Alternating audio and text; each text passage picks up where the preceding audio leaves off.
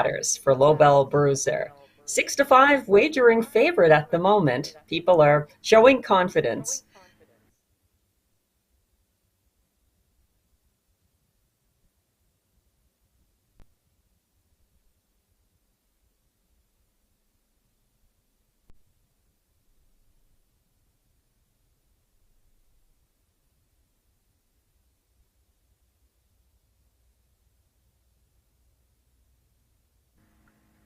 Don't forget the pick 5 starts here. You pick 5 consecutive winners, the next 5 races at Truro Raceway, and there is a carryover from Friday of $715.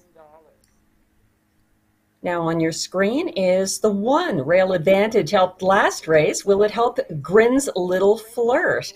That's a possibility. It is an advantage on a half-mile track. Clayton Stevens driving this 13-year-old mare. She's got some back class, and she did face interference last week. She was 5th placed 4th in the end, so that may have affected her chances, that interference. She's got the rail here and worth a shot in your exotics.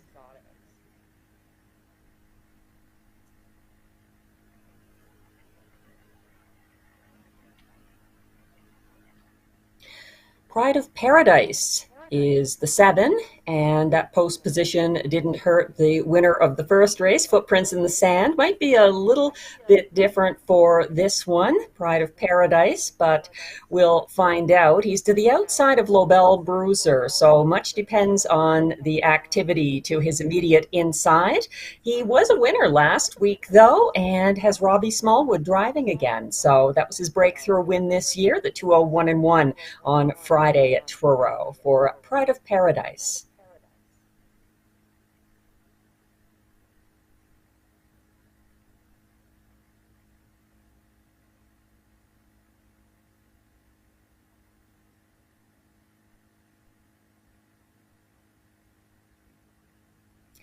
Godrow Machine is a one-time winner this season, and there she goes with Kenny Parker Jr. And this mare is a one-time winner this season at Truro, not recently, but there was no racing here in the month of August, and this one didn't go anywhere else. Did close well for 4th last week behind E.R. Quinn and Company with an overland trip, so might be a little easier here with a different trip. Having said that, she had the 8-hole before that and closed for show, so from off the pace, Godrow Machine is a factor.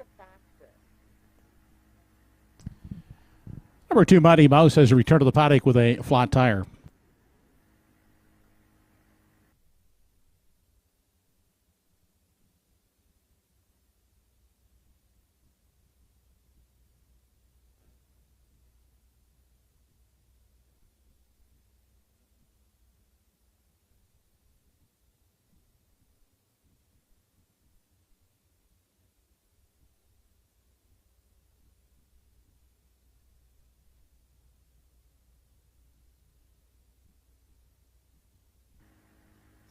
Waiting for Mighty Mouse to return to the track after that flat tire. There's Don't Stand in My Way from post 8.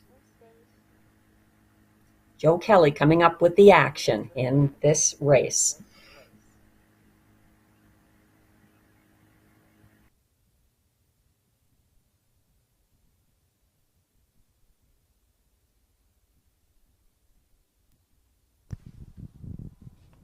Field for the third race has been called in behind the Home Hardware Building Center starting gate. It's post time.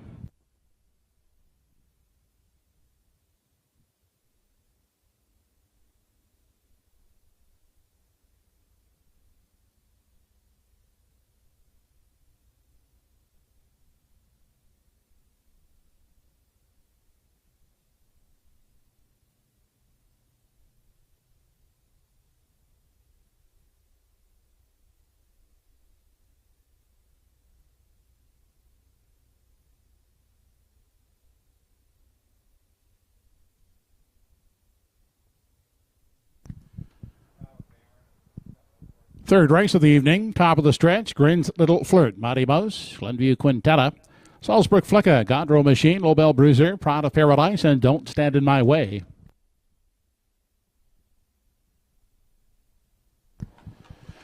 They're off and pacing. Mighty Mouse gets the first call. Away quickly out the rail is Grin's Little Flirt. Also driving up on the outside, Glenview Quintetta.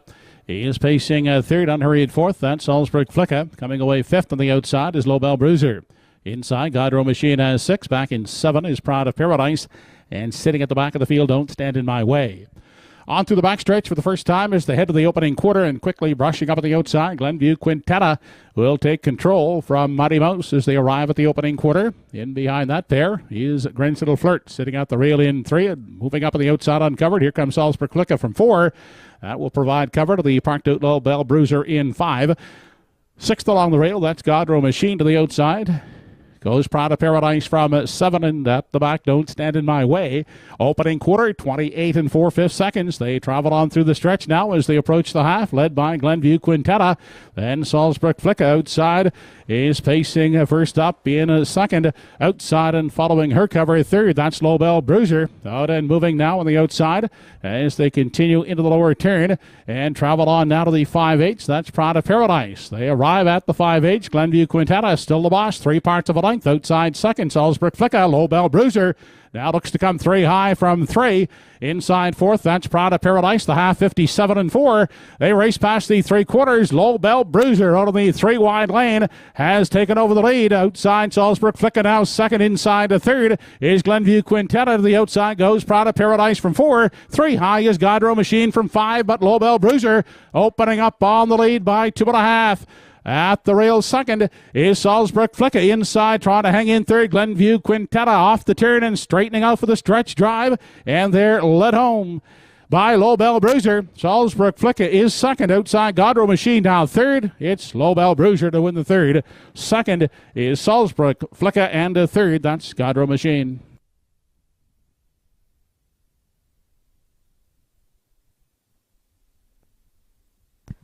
Mod at 158 and 2/5.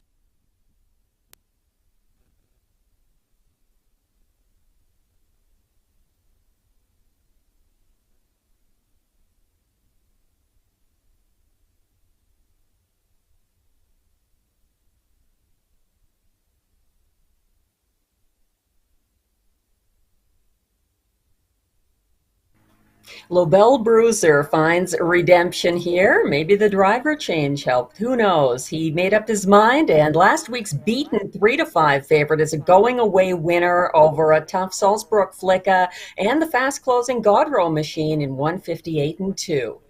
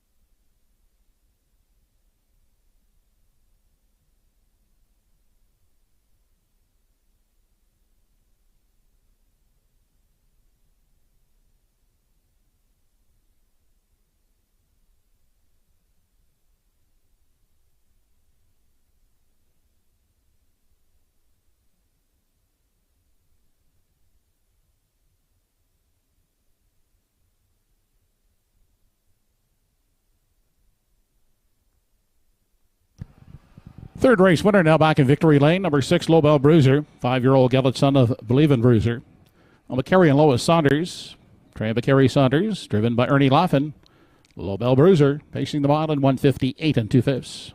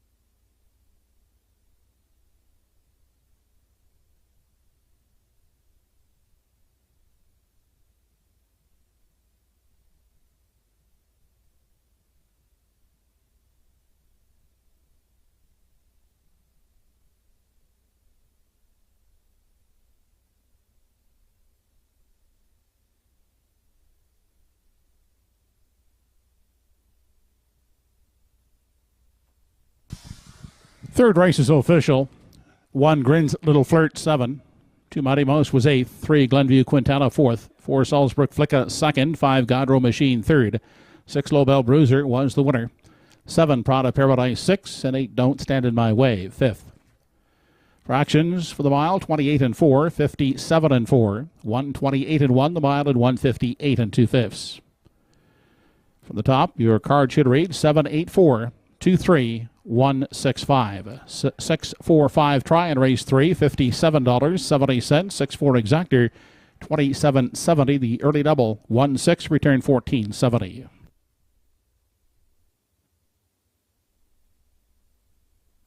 Up next, the fourth race, the Phil Pinckney Memorial Stake for 2-year-old pacing fillies. No changes in race 4. Post time is in less than 8 minutes.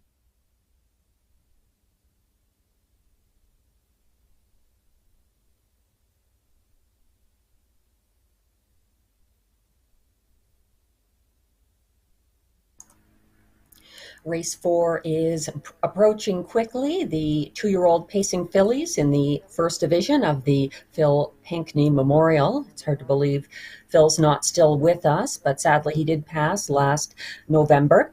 Taking a look at the selections here, as he would like to have us do. I like the 5-1-2, and the program selections are going with the 5-2-3. We're in consensus about the 5. It's Up to You, who had a pocket ride behind Singing Ramona at Charlottetown in Saturday's PEI Colt Stakes Gold for Gilles Berriot. This is the field's fastest 29-2 last quarter, last start, and that was a new mark for It's Up to You, a shared top choice here. Joe Kelly has the post parade coming up shortly with this 6-horse field.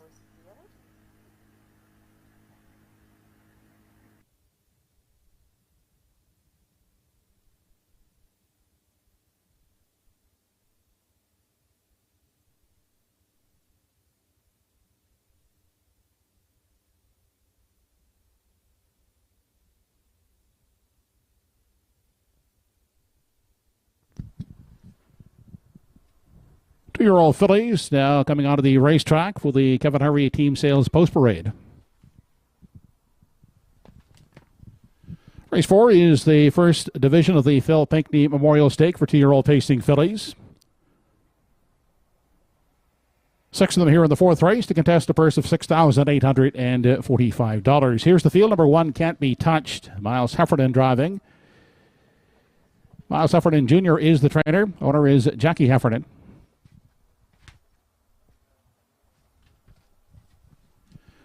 Salzbrook Mabel from post 2 has Mark Bradley in the driver's seat for the owners, the Salzburg Stable Incorporated, and Joe Baxter. Joe does the training.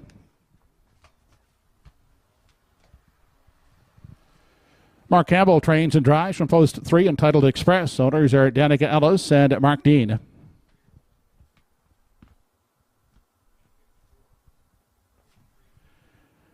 Sean Murphy is the owner. Tom Weatherby, the trainer of 4, Salzburg Wonder. Brody McPhee does the driving.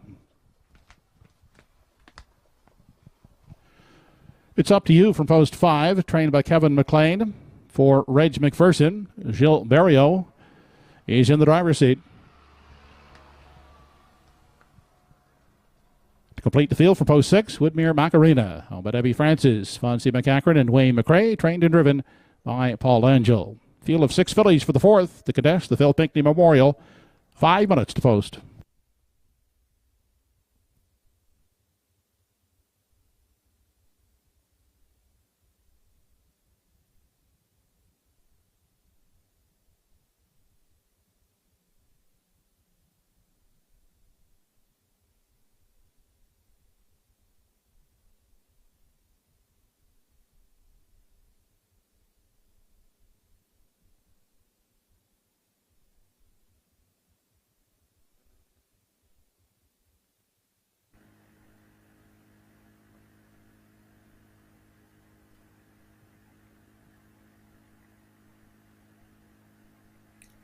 Taking a look at the top selections here for the first of the 2 Phil Pinckney Memorial divisions.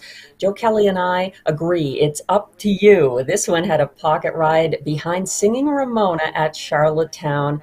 And that was a very good race. That looks to be the shared top selection here, although the wagering board is a little bit different at the moment. There's been some favoritism expressed towards the two, and that's Salzbrook Mabel with Mark Bradley, who just has the one qualifier at Summerside and then the PEI Colt Stake win on September 10th at Charlottetown. So a very promising resume there, but a lightly raced filly, comparatively speaking.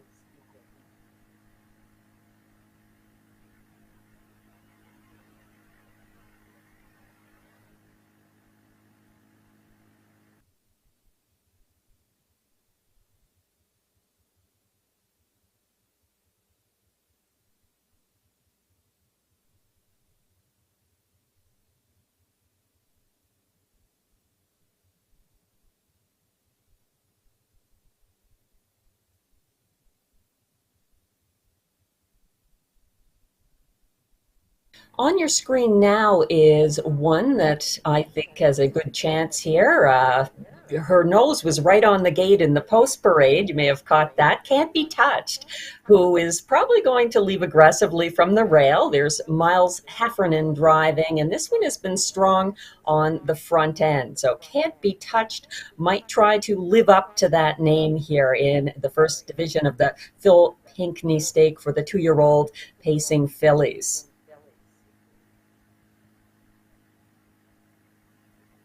She just missed by a nose last time at Charlottetown in a PEI Colt Stake, so she's got some revenge.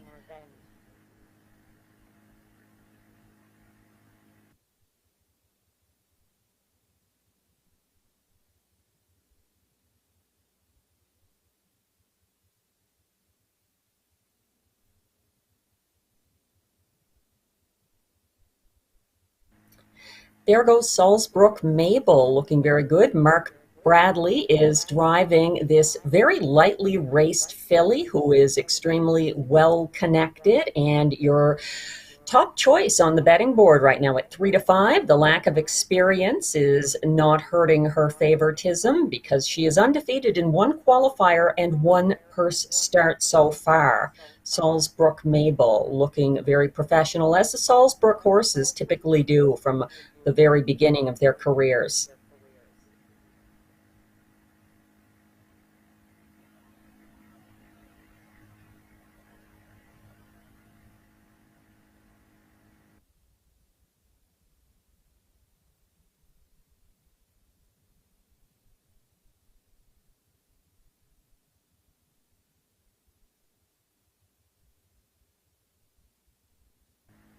No tickets sold in the win pool so far on this one, which is a little surprising. Oh, that's just changed, actually. Woodmere Macarena getting the nod now, and she's hit the board in 3 of 5 starts this year and is just back from Charlottetown, a PEI Colt Stake start where she was third, timed individually in 2 minutes flat. Woodmere Macarena with the outside post, but the familiar hands of Paul Langell, so a bit of an advantage there. She's 86-1. If you like Woodmere Macarena, win bet would be a very good idea right now, although she's dropping. She's dropped to 45-1 as I say that. A bit of an outsider in post position and in the win pool. Could be a generous reward if you like her to win.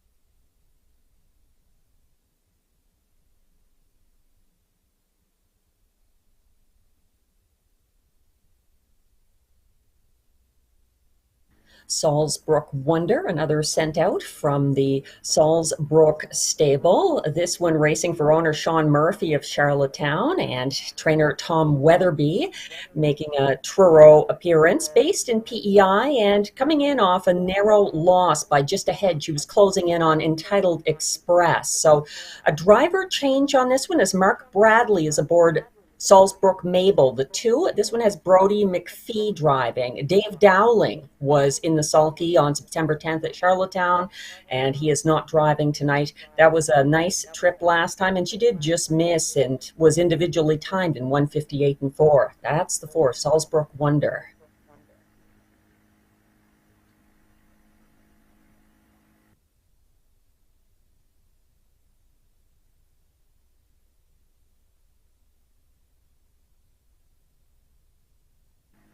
Speaking of Entitled Express, the two-time winner in 7 starts is on your screen right now, and Mark Campbell driving here in the first division of the two Phil Pinckney Memorials tonight. That one wired last start at Charlottetown to capture a PEI Colt Stake victory in a lifetime best 158-4, and she's got a helpful post tonight. Mark Campbell here with her tonight, and he's been with her for all but her first start, which was at Truro. And she was fifth in that for a different driver, but she's had a couple of wins since then, both for Mark Campbell.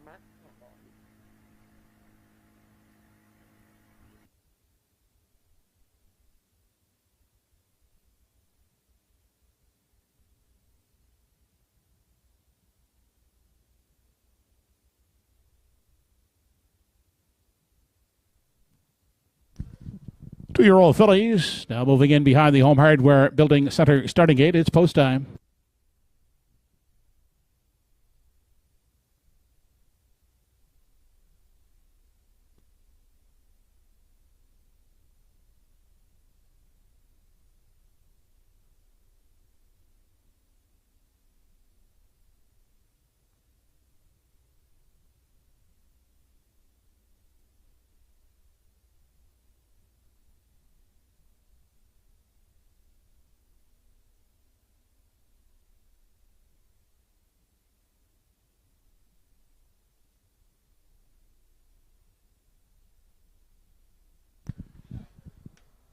Race number 4 on the program, the Phil Pinckney Memorial Stake, 2-year-old pacing filly, first division, purse $6,845. Can't be touched. Salzbrook Mabel, Entitled Express, Salzbrook Wonder. It's up to you and Woodmere Macarena. The fillies are off and pacing with Salzbrook Mabel getting the first call at the rail. That's Can't Be Touched away for the pocket ride. Then coming away third, that's Entitled Express, unhurried fourth. It's up to you. Then pacing along in a 5 in the early going is Salzbrook Wonder, and Woodmere Macarena is the 6th and trailing one. The fillies are all settled in at the rail as they race single file out of the opening quarter. Up front, Salzbrook Mabel will show the way out there by a length and a half, with Can't Be Touched in for the Golden Journey in the pocket second. Then next in line, Entitled Express looks at it from 3, followed by It's Up to You from 4. Then back in 5. That is Salzbrook Wonder with 1 beaten. That's Woodmere Macarena. No change in positions. 29 and 4/5 seconds was the opening quarter. The fillies continue off the top turn and race into the stretch now as they near the half. Uncontested on the lead. That is Salzbrook Mabel showing them up to the midway point. With Can't Be Touched, content to follow in the pocket. Then out the rail, Entitled Express looks at it from 3. The first to sacrifice, stepping out uncovered. It's Up to You, 4th. Now to follow in 5 outside is Salzbrook Wonder, and still trailing the field in 6 is Woodmere Macarena. The fillies were past the half in 1 minute and 2/5 seconds. Onto the backstretch for the final time, and they're led to 3/4 by Salzbrook Mabel. The first over attacker, It's Up to You in the pocket. Now hemmed in is Can't Be Touched, 3rd. Outside and getting a second over toe into contention is Salzbrook Wonder in 4. Inside, nowhere to go. 5 is Entitled Express. Outside, Woodmere Macarena from 6. 3 in, 3 out as the fillies race on to the 7/8. 1:30 and 2 was the 3/4. Salzbrook Mabel looking strong on the front end. Opening up now on the front to a clear 3-length margin with less than an 8 to come. Outside, It's Up to You. Trying to hang in second. Inside, Can't Be Touched. 3rd on through the stretch. It's all Salzbrook Mabel in the first division of the Phil Pinckney Memorial for 2-year-old fillies. Winning it easily here. Salzbrook Mabel. It's Up to You. Holds on for second and trying to fend off for 3rd. Can't Be Touched. On the inside is Entitled Express. A show photograph will be required. The mile in 1:59 flat.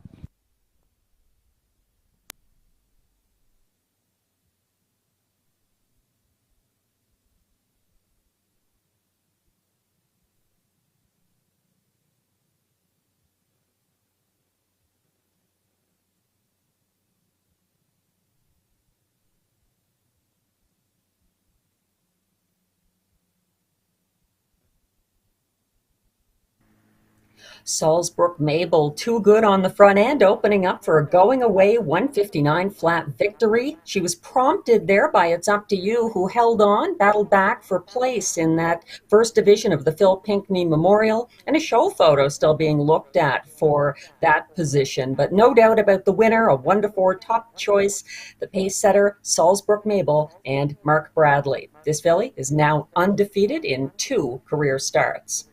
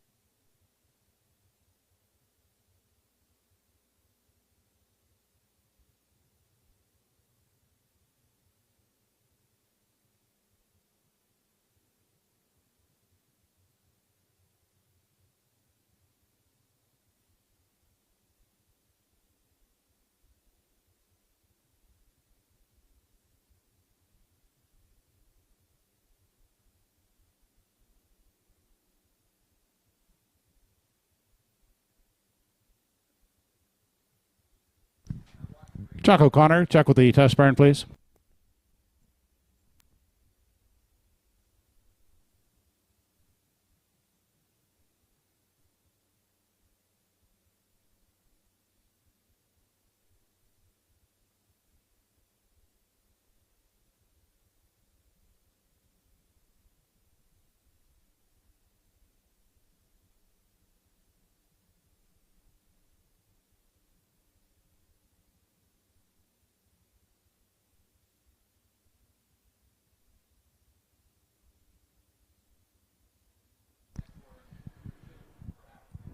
Back in victory lane, the winner of the first division of the Phil Pinckney Memorial Stake for 2-year-old pacing fillies, number 2 in your program, Salzbrook Mabel. Made hunter of Malicious under the Sports Rotterdam Southwind Oasis.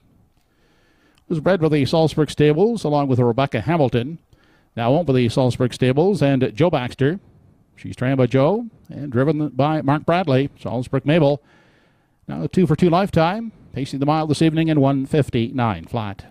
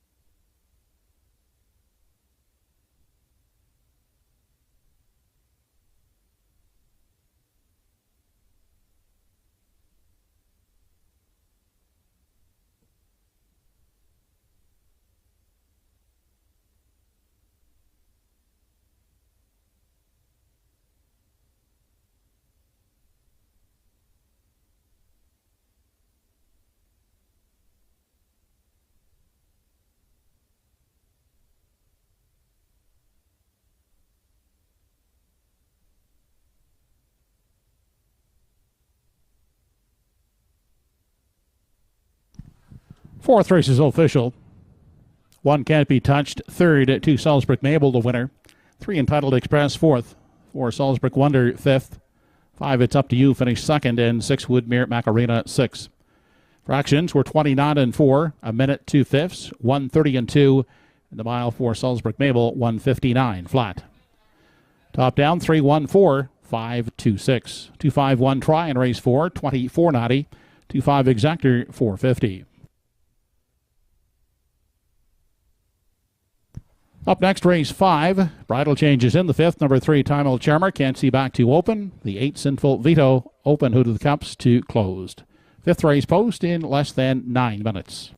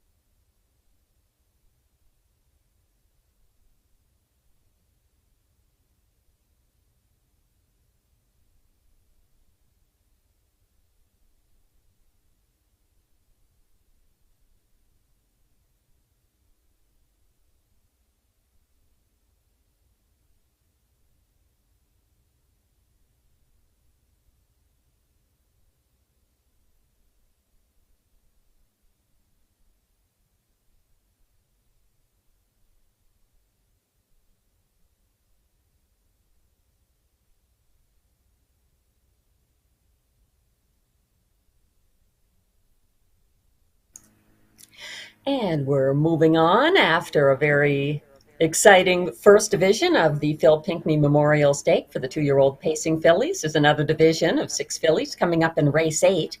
We're handicapping for this race now, though, and myself and the program selections both share Dylan's Mustang as a top choice in race 5. Why? Because he was parked through fast fraction set by Sinful Veto last Friday and was still around on the last turn, even though he never saw the rail. That's a sign of stamina, and that's a good sign. So we're siding with top choice, Dylan's Mustang. Under that, I'm going with the 5, Crafty Example, and Sinful Veto from the 8 hole. He does have some gate speed. As far as the program selections go, the 2, 6, 5, that's Joe's pick. We'll talk about those as they come onto the track. Post Parade is on the way next.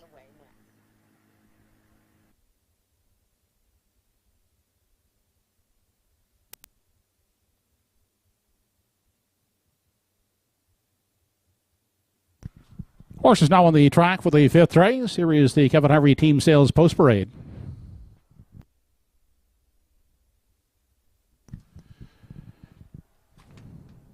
Post 1 is Kingston Sealster, owned and driven by Clayton Stevens.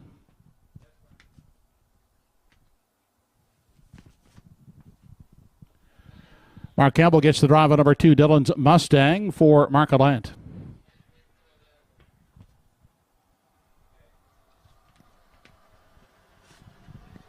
Paisley McCollum's Time Old Charmer will leave from post 3. Bernard McCollum will drive.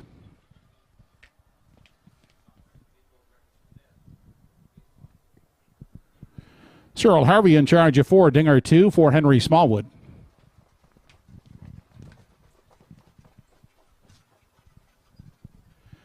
From post 5 is Crafty Example with Darren Crow in tow for Mona Leg.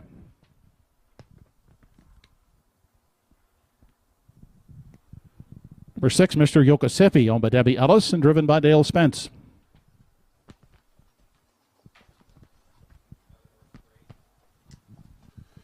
Paul Angel will guide number 7, DJ's Coca-Cola Cowboy for Robert Salzman.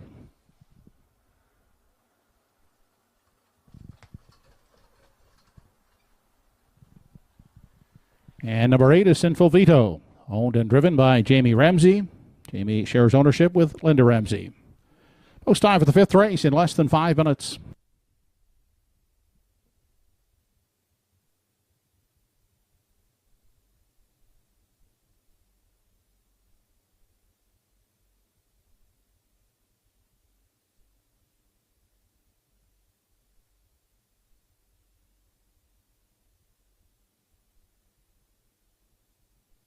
Pacing onto your screen as we get ready for the start of the 5th is Dylan's Mustang. He is a 1-2 favorite at the moment, taking a lot of wagering attention in spite of the light resume also displayed on your screen. He was 3rd last week, and it was a tough trip. It was a good trip. and kept gaining. That's often a good sign. That parked out trip is unlikely to repeat itself from post 2 tonight. Mark Campbell in the bike, another advantage for Dylan's Mustang, coming back as a wagering favorite here.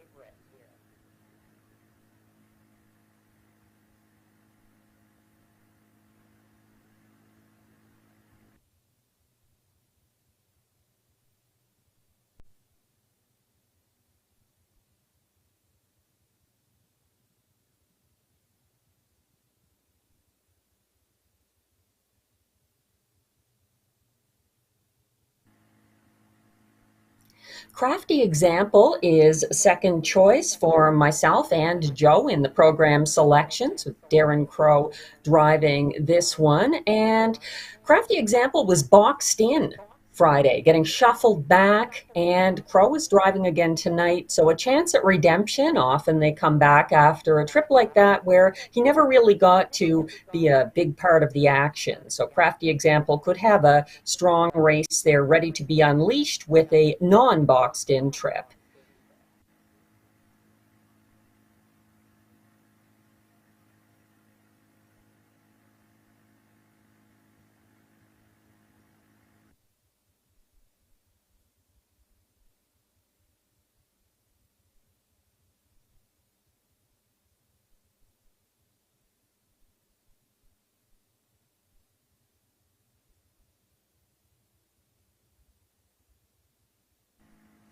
Nobody will mistake Sinful Vito for any other horse on the track. He's a roan, and he has a bridle change tonight, which is of interest. The open with hood with cups moving to closed bridle could influence his chances. The post isn't helpful. He has a bit of back class to him, I find, and he does have a good history at Truro with Jamie Ramsey, who drove him to his most recent victory, but that was on July 10th of 2020 at Truro Raceway. And he was hard used cutting the mile last Friday for another driver. So reunited tonight from a tough post with a bridle change. Sinful Vito. He was actually a beaten favorite as well last week, so keep that in mind. They often come back strong.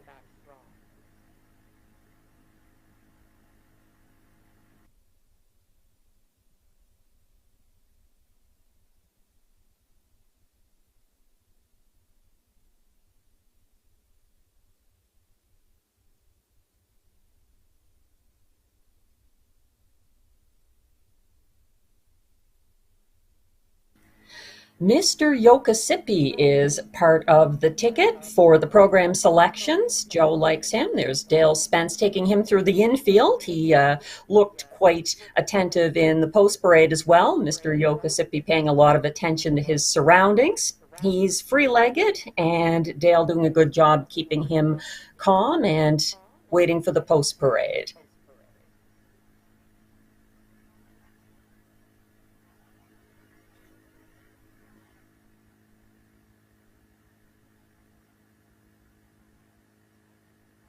I should note he was second last week as well, so there's room for improvement for Mr. Yokasipi. He does have quite a quick lifetime mark to him and some back class there. Many miles on the 13-year-old Mr. Yokasipi.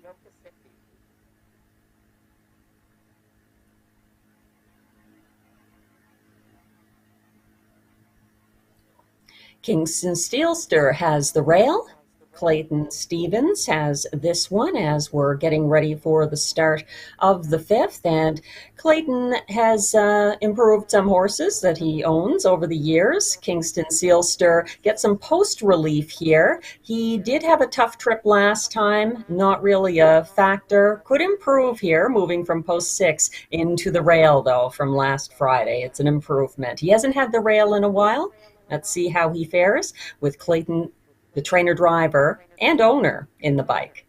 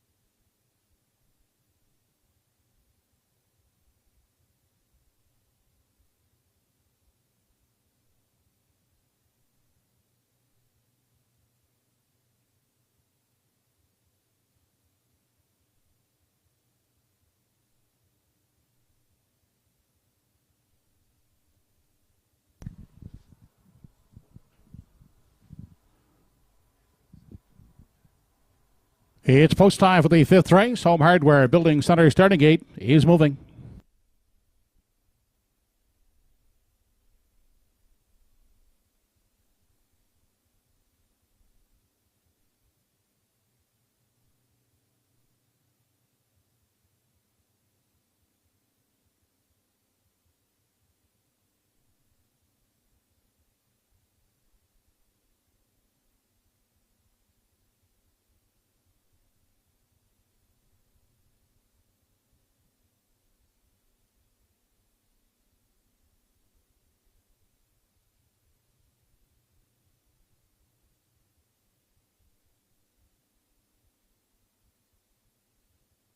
Top of the stretch, race 5, Kingston Sealster, Dylan's Mustang, Time Charmer, Dinger 2, Crafty Example, Mr. Yokasipi, DJ's Coca-Cola Cowboy, and Sinful Vito.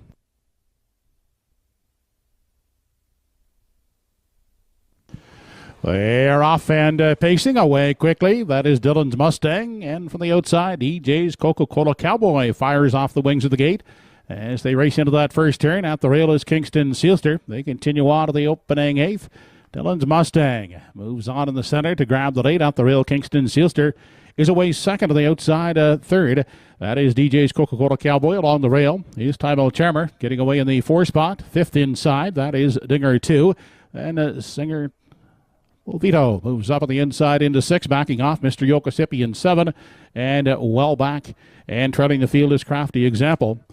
They continue on now to the 3/8, and up front, Dylan's Mustang on top to set the tempo, leads the way, a length and a quarter on the pocket sitting Kingston Sealster. DJ's Coca-Cola Cowboy sits the rail 3rd, followed closely 4th by Time Charmer.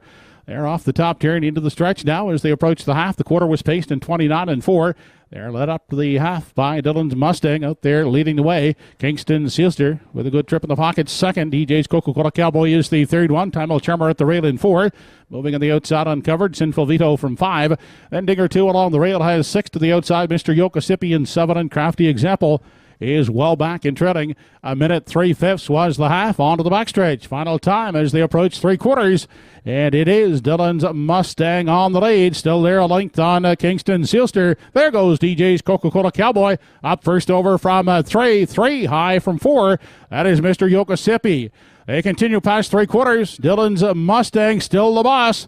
On the outside, 2nd is DJ's Coca-Cola Cowboy. 3 high, Mr. Yokasipi. 3rd inside, Kingston Sealster. 4th, far outside, Dinger 2 is 4 wide. 5th.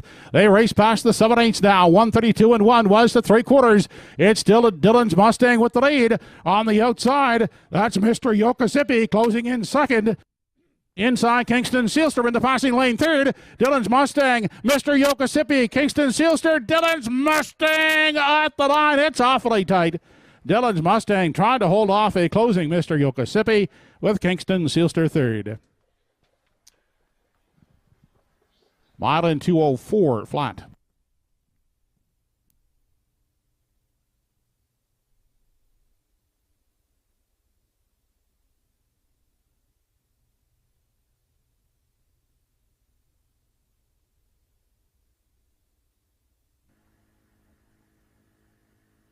And it's a tight finish, very, very tight here between the 6, Mr. Yokasipi, and leader Dylan's Mustang, the 2 on his inside. Dylan's Mustang stretched out there, making front early by Clayton Stevens and Kingston Sealster. So it's between the 2 and the 6 for the win. Kingston Sealster a good 3rd in the 2:04 flat mile.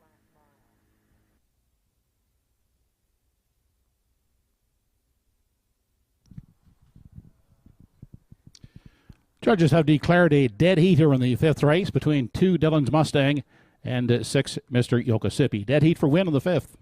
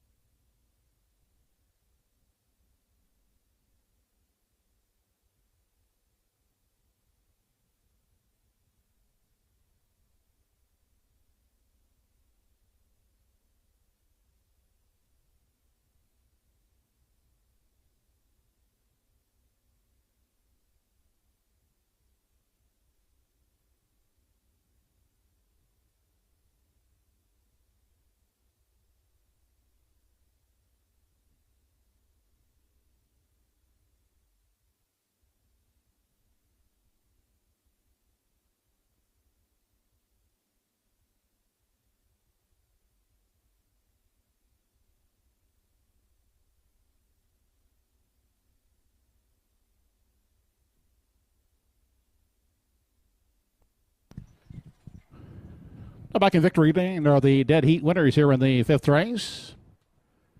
Two Dillon's Mustang. He's a 9-year-old gelding by Canadian Now, owned by Mark Gallant of Summerside, trained by George Runnison and driven by Mark Kebbell.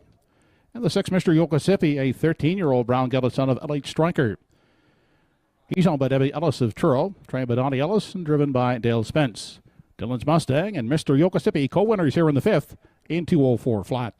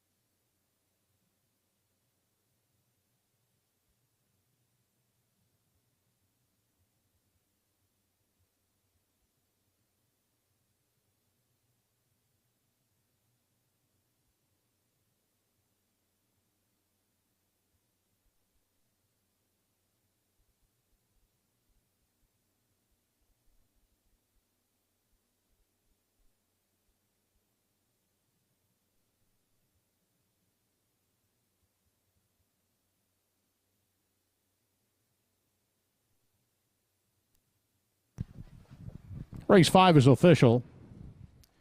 One Kingston Sealster finished third. Two Dillon's Mustang first in a dead heat. 3 Timel Charmer fourth. 4 Dinger 2 fifth. 6 Crafty Example was eighth. 6, Mr. Yokosipi, first dead heat. 7, DJ's Coca-Cola Cowboy, 6. 8, Sinful Vito, 7. Fractions, 29 and 4. A minute, 3/5. 132 and 1. The mile in 2:04 flat. From the top, your program should read 3, 1 dead heat. 4, 5, 8, 1 dead heat, 6, 7. Triactors in race 5, 261 combination, 73.80. 621 returned 121.70. The exactors 26, 650. 62 returned 17.70. Up next, race 6. No changes in the 6th race. Post time in less than 8 minutes.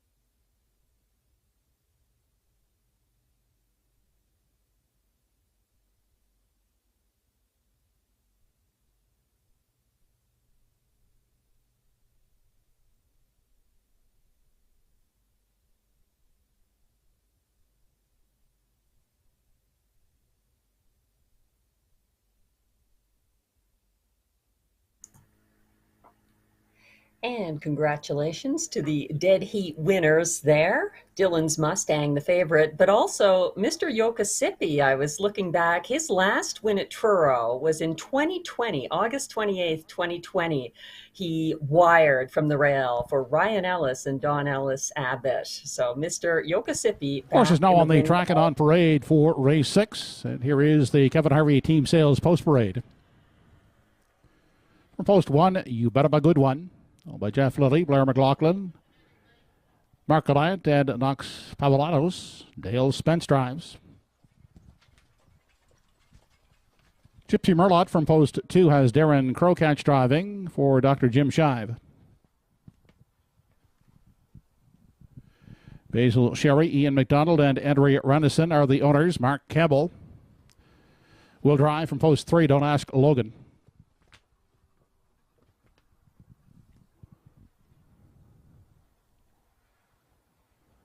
Danny Romo at the controls of number 4, Woodmere Denver. He's owned by Jeff and Bob Skinner, along with Daniel Hiltz.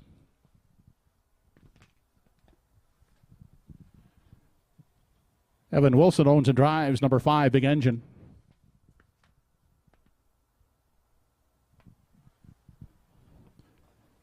Ernie Laughlin will drive from post 6, Harry G. He's owned by Christina Gillis. Hardy Mill Joe to complete the field from post 7. Kenny Parker driving for owners, the Hardy Mill stable. And Ken Hardy. Post time for race 6 in less than 5 minutes.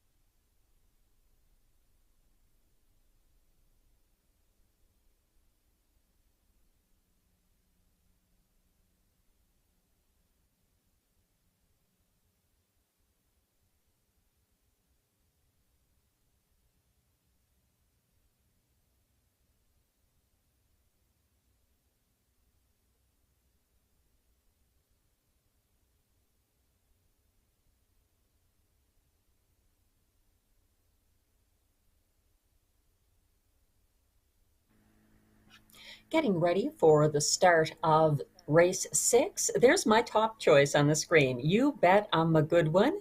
Shout out to Jeff Lilly, who is the featured owner breeder of this one. His Bet 'em Again is in the current issue of Trot magazine. So You Bet 'em Again, or sorry, You Bet 'em a Good One, enjoys significant post and class relief here, and she's beat males in 3 maritime wins for 3 different drivers this season. From the Truro Rail, my top pick, You Bet I'm a Good One. And Dale Spence.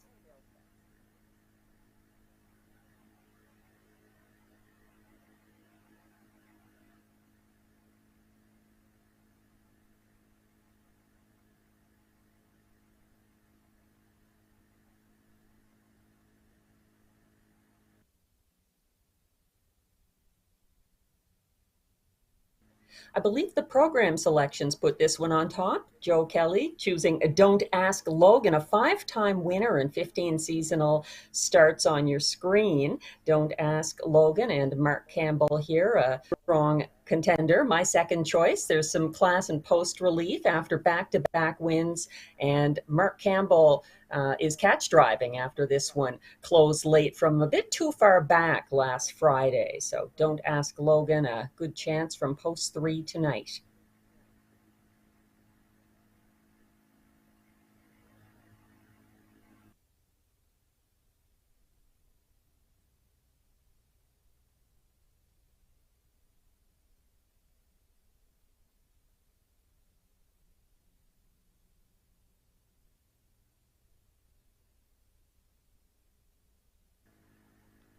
As Don't Ask Logan prevails at even money in the win pool, Harry G is a long shot option from post 6. He's 13 to 1, Ernie Laughin driving.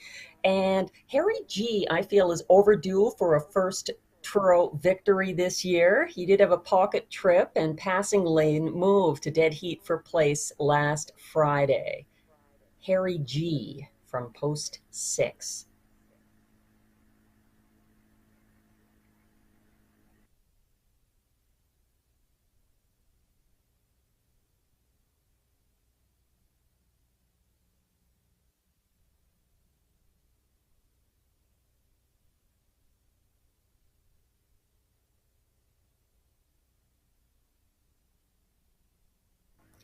And the 2 there on the outside is Gypsy Merlot, and she's a new arrival at Truro, coming in from Clinton Raceway. I recognized her name. She was a winner there for Jim Shive last weekend, actually August 14th, I should say, last start. Gypsy Merlot, very successful for Paul McKenzie at Clinton Raceway with a multi-length victory, dropping in from Grand River where she had a little less success before that. But this one clearly enjoys the half mile, although she did take her seasonal best winning at Mohawk for James McDonald back on June 2nd. So some class to the mare Gypsy Merlot with post 2 tonight for Darren Crow.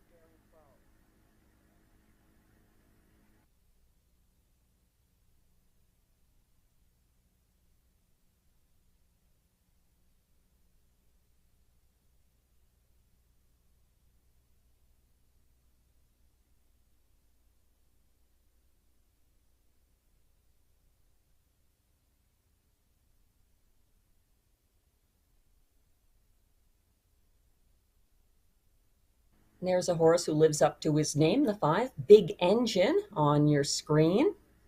He often goes a big mile, and I'm not sure about his chances here tonight. He's going to have to work hard as he did last week from post 5, and he could get caught on the outside. Him and Evan Wilson have a bit of an overland battle sometimes.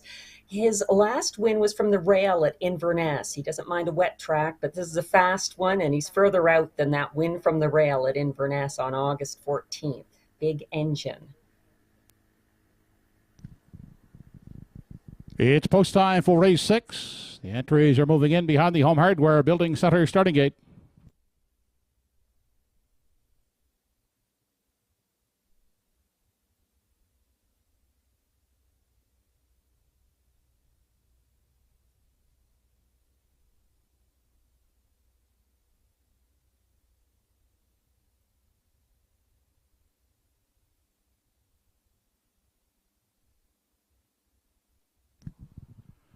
Race number 6 of the evening, top of the stretch. You Bet 'em a Good One, Gypsy Merlot. Don't Ask Logan, Woodmere Denver, Big Engine, Harry G, and Hardy Mill Joe.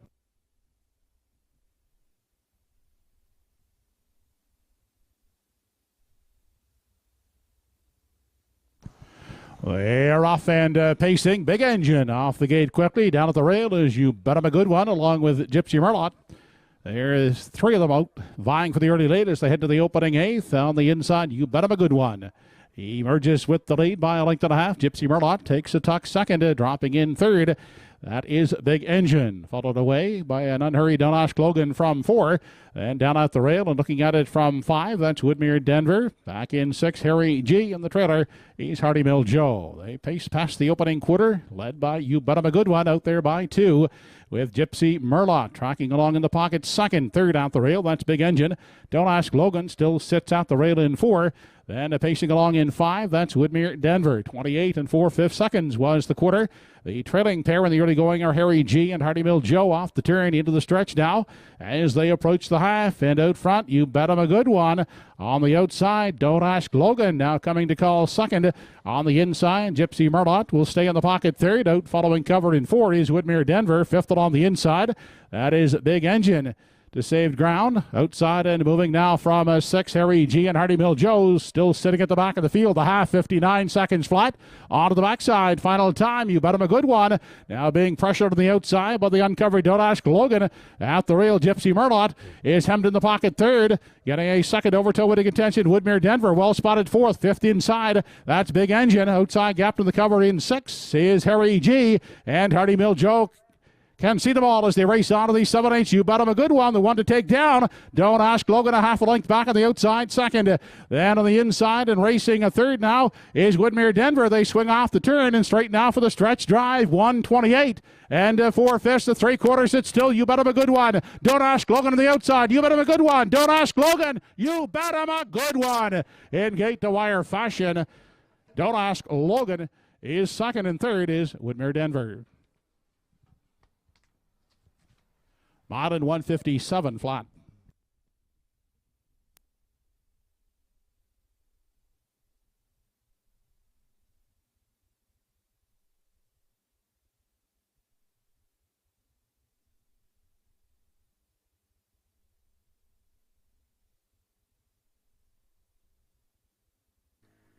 There was post and class relief involved, but overall a great drive. Dale Spence taking her gate to wire. You Bet 'em a Good One lives up to her name. Under pressure from the outside and inside there with a good surprise up the passing lane. Woodmere Denver getting in there for show. And first over pressure from a steady Don't Ask Logan. But You Bet 'em a Good One takes it in the 6th.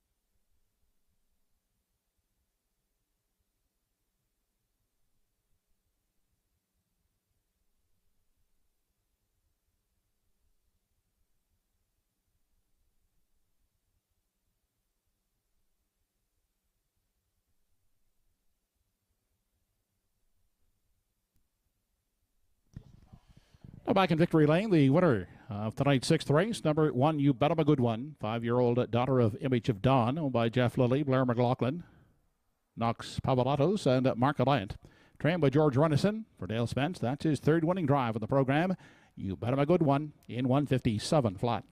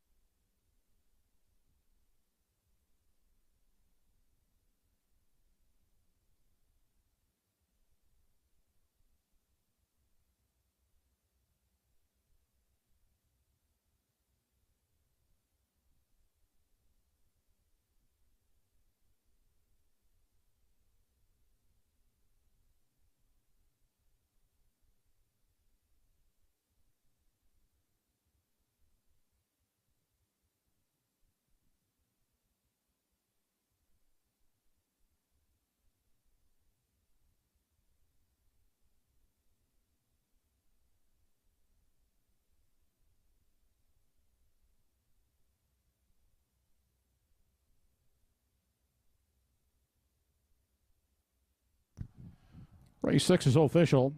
1, You Bet 'Em a Good One, the winner. 2, Gypsy Merlot, 6.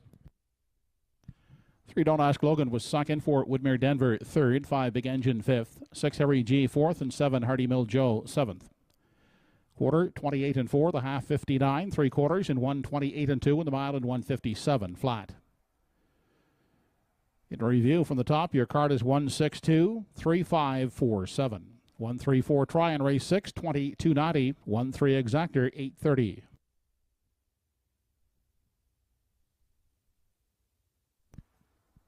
Up next, race 7. In the 7th race, number 5, Lively Freddy, has been scratched sick. Post time for the 7th race in 9 minutes.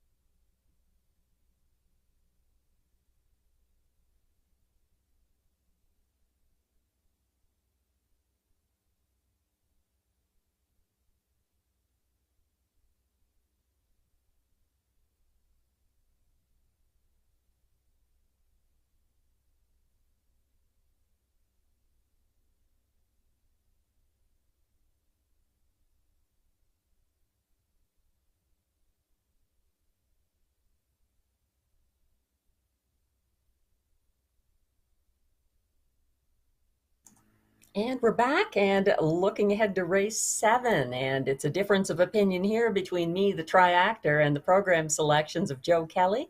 He's got a 4-5-6. I've got a 6-2-4.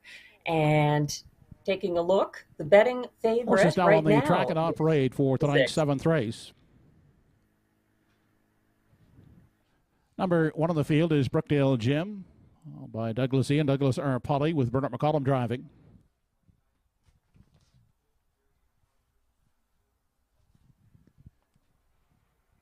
Heather Gaddy, Gloria Carey, Margaret Hobson, and Gail Skellhorn are the owners. Greg Monroe will drive from post 2, Whistling Cricket.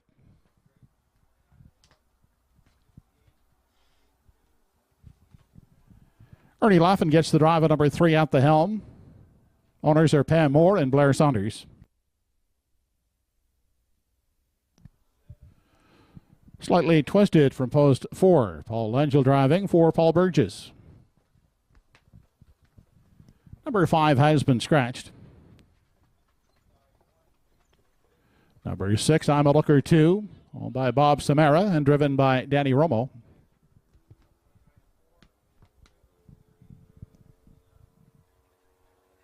And number 7 now from post 6 with the scratch, Electric Sill, owned by Andrea Renison and Clarissa Mahar, driven by Dale Spence. That's the Kevin Harvey Team Sales Post Parade for race 7. They'll go to the gate in 5 minutes.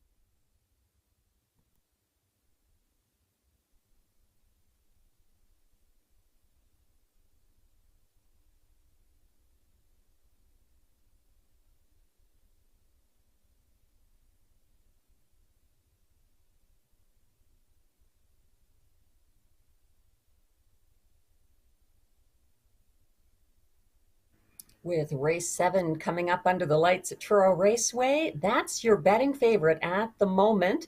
Danny Romo with I'm a Looker 2, the 6.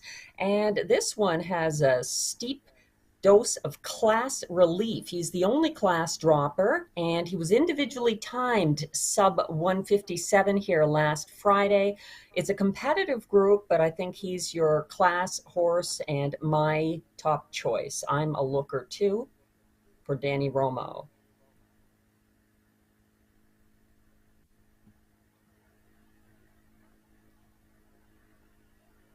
He just has that one win this season, but it was from a similar post here, May 20th, and it was a 157 and 4 mile.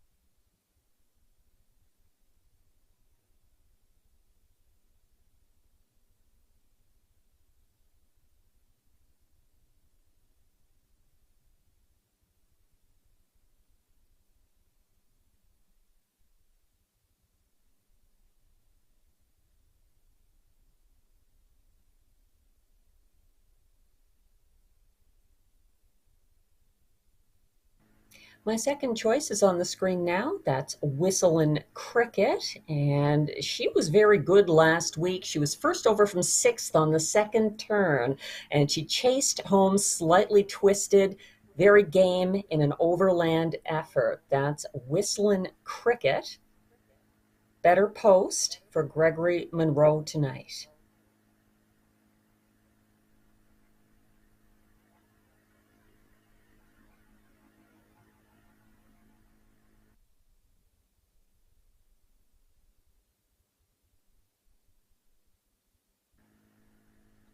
And speaking of Slightly Twisted, there she is, a 3-time winner this season, and Paul Langell driving. So Slightly Twisted was my third choice. She kind of capitalized on the pace setter Lively Freddie backing down under pressure from Whistling Cricket Friday. So a smart trip worked out for the win. And I like her third this time. She could be better than that, but she did get a helpful trip last week. And keep in mind that with Lively Freddie, the 5, scratch due to sickness here, the 6 and 7 may have a slightly easier time of it.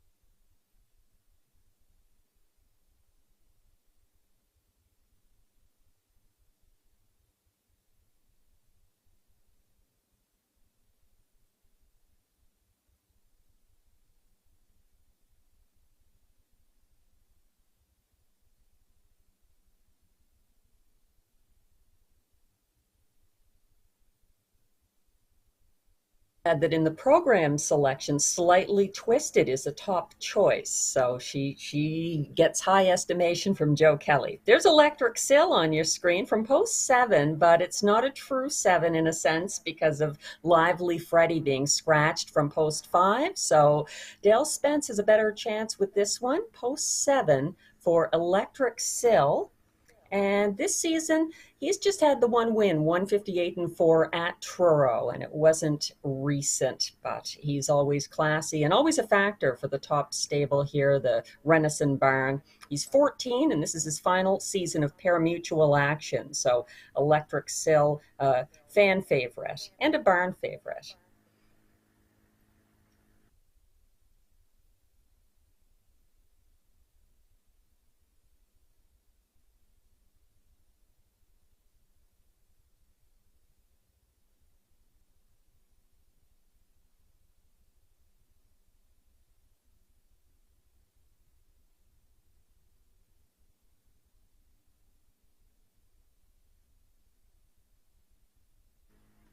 Looking at my notes, if there was a horse who scared me this race that I did not use in the ticket, it's the currently 6-1, number 3, At the Helm. And he wins a fair percentage of his starts, and he's actually coming in here tonight off a win by a quarter length. He was a winning favorite for Darren Crow. And Ernie Laffin drives tonight before wins in 15 starts, a 159-2 mark this season at Truro. I'm a little concerned about leaving At the Helm out of my ticket. Pam Moore stable. And Ernie Laffin teaming up with At the Helm. 6-1, a good price for him. He is facing a slightly tougher group than he did last time, the week of his win.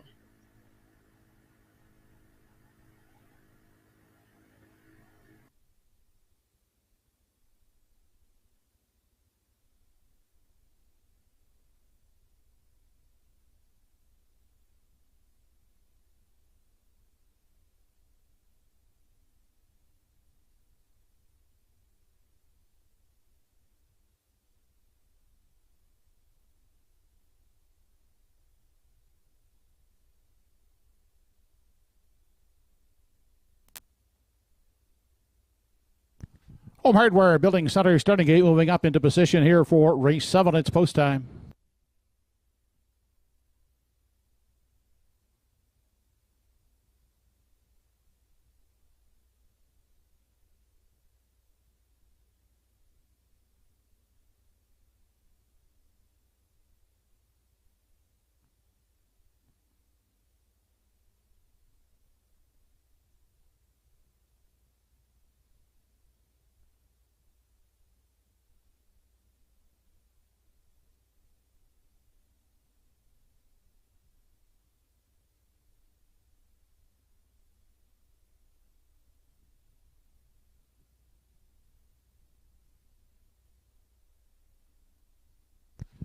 Seventh race, top of the stretch, Brookdale Jim, Whistling Cricket at the helm, Slightly Twisted, I'm a Looker 2, and the Electric Sill.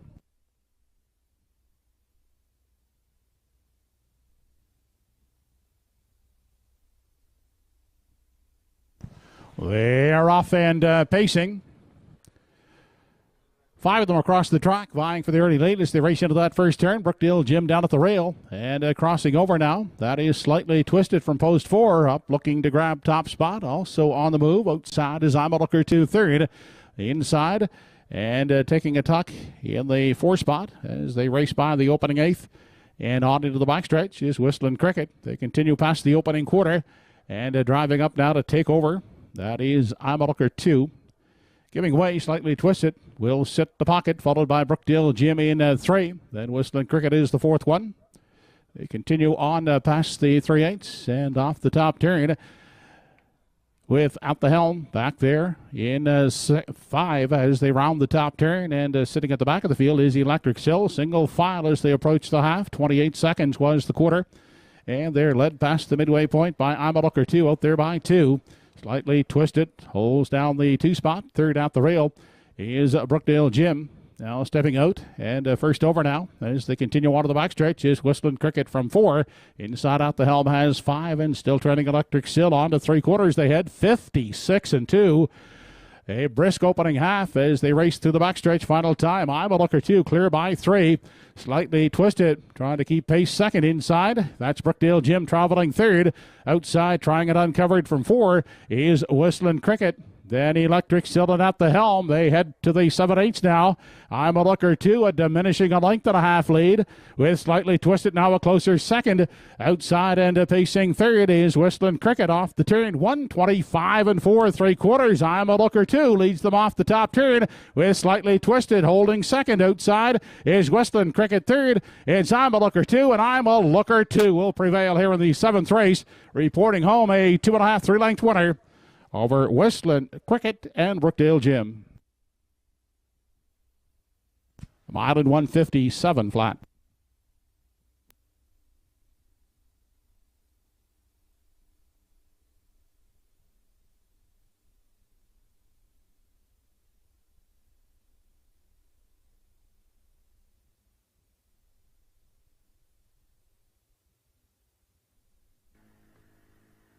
Back class prevails as I'm a Looker 2 makes front early, going around Slightly Twisted, and he opened up there for a while. Then he appeared to get bored on the front end maybe, but at the end it's a confident win going away, it looks like, for I'm a Looker 2. 157 flat, his fastest this year for Danny Romo.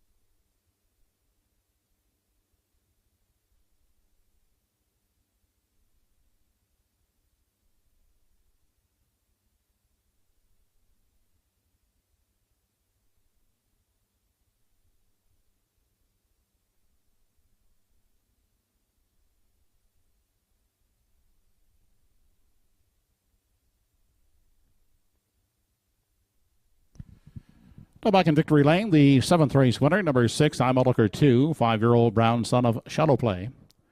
The Bob Samara of Halifax, trained and driven by Danny Romo. I'm a Looker 2 in 157 flat.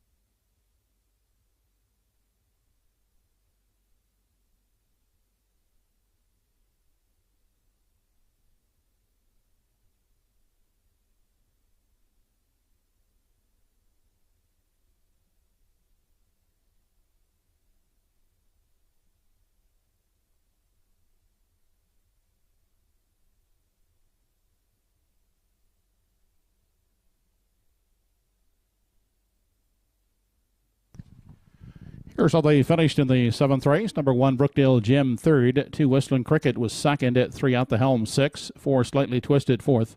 5 was scratched. 6, I'm a Looker 2, the winner. 7, Electric Sill, 5th. Quarter, 28, the half, 56 and 2 3/4, 125 and 4. Mod and 157 flat. Rechecking your cards. Top down, 3, 2, 6. 4 scratched, 1, 5. Seventh race try, 6-2-1 combination, 48-10, 6-2 exactor, 1070. Tonight's pick 5, 5 out of 5, $113.70.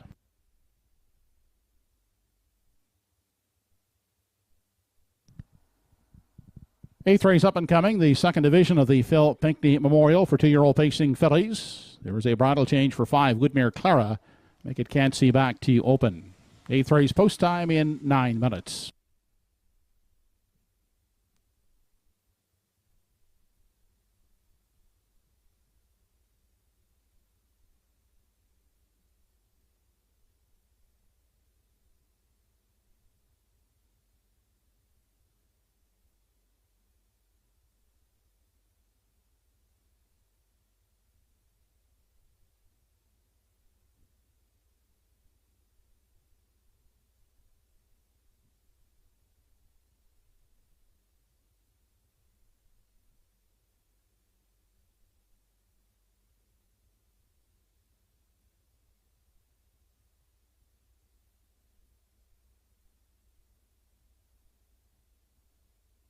Second division of the Phil Pinckney Memorial Stake for the 2-year-old pacing fillies is coming up next, and a divided opinion between myself, the triactor, and the program selections of Joe Kelly. He's got a 2-4-1. I've got a 1-2-4, so they're fairly close. The post parade is coming up next, and just to give it out now, the 1 is Redland Bethany Jean. I like her late speed and I like the rail, but we shall see. Shout out to Bob Sumera for winning with I'm a Looker 2 there, and that horse's fastest of 2 this season at Truro Raceway. Stay tuned for the post parade for the Phil Pinckney Memorial, second division.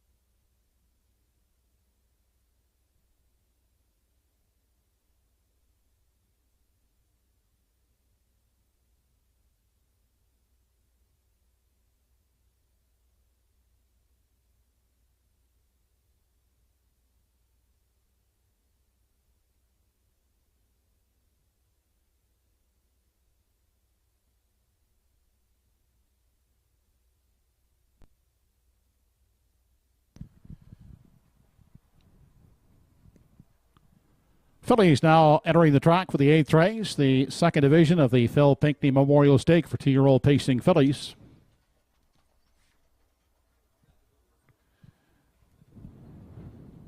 Five of them here in race 8.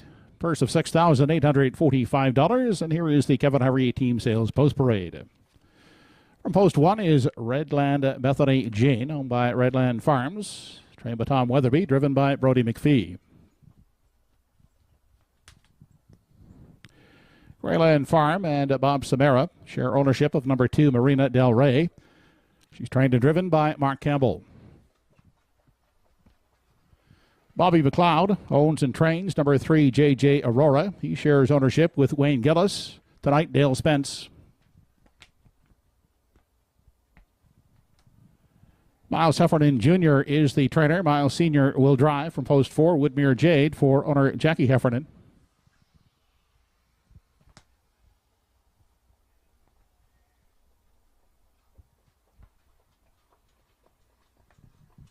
And to round out the field from post 5 is Woodmere Clara. Owned by Ian Tate, Fonzie McCachran, Claire, and Natalie McDonald. Claire trains and drives. 5 fillies for the 8th race, second division of the Phil Pinckney Memorial Stake. Post time in 5 minutes.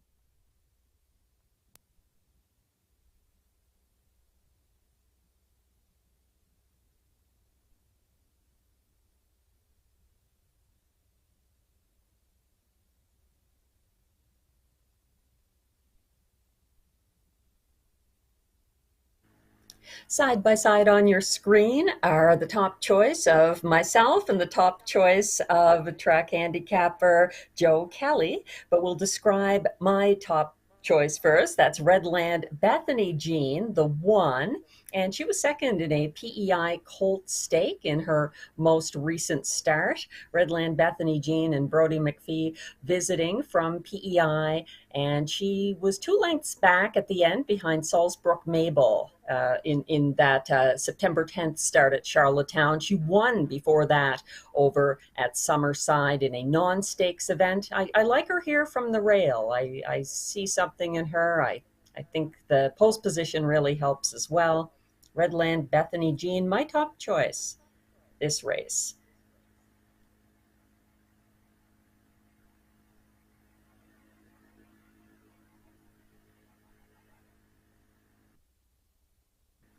But it's hard to overlook the two. Marina Del Rey, she's Joe's top choice. This filly at the Atlantic Classic sale, I will remember her spending most of her time being shown to buyers, and she did bring a nice price. Very good looking filly with Mark Campbell at the controls tonight, and she's a 1-5 wagering favorite at the moment.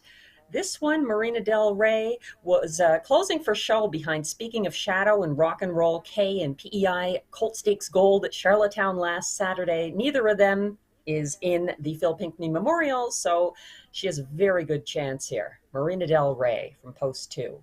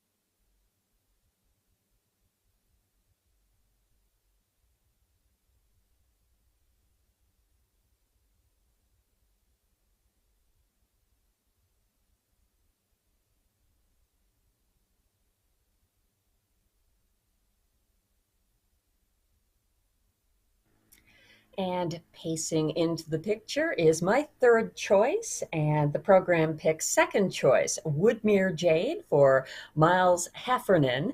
The question here, she's likely to leave. How far does she carry her speed and front end advantage if she makes front around those sharp 2 on the inside? So Woodmere Jade has won on the engine earlier this season, and she's now here at Truro with a post position that leaves her outside some very fast leaving fillies. She couldn't sustain her lead under pressure approaching 3/4 last start, but we'll see how it works out tonight for Woodmere Jade.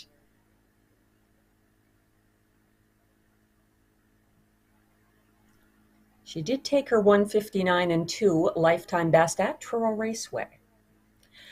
There's the 3, JJ Aurora for Dale Spence. This one a 2-time winner this season, and she is looking hard to back from my perspective after the break at Charlottetown last week in the PEI Colt Stake. However, that was for a different driver. And with Dale Spence aboard, he was able to keep Mr. Yokasipi very focused earlier in the card with him in the infield and getting his first win in a couple of years. Hopefully he has that calming effect on JJ Aurora, who's seeking her third seasonal victory in this Phil Pinckney Memorial Second Division.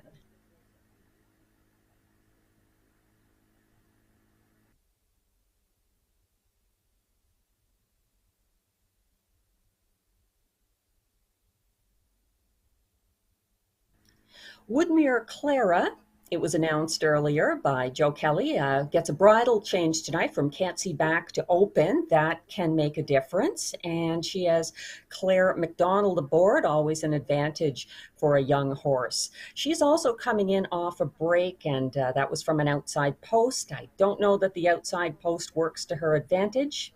So this maiden filly, I believe, has her work cut out for her tonight. But with Claire McDonald in the bike, anything is possible.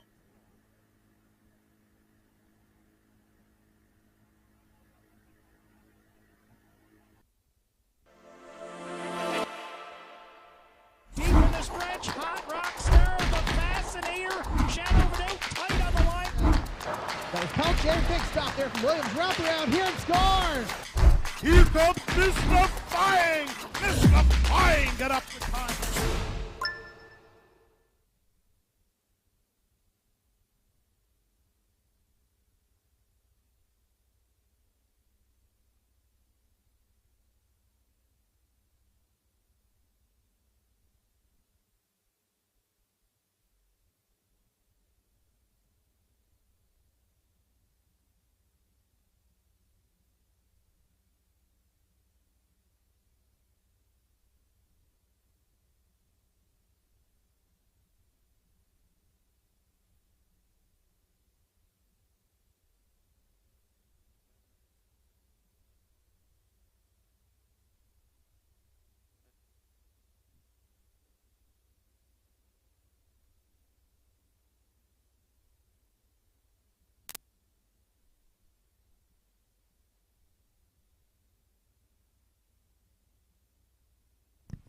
Fillies have been called in behind the Home Hardware Building Center starting gate. It's post time.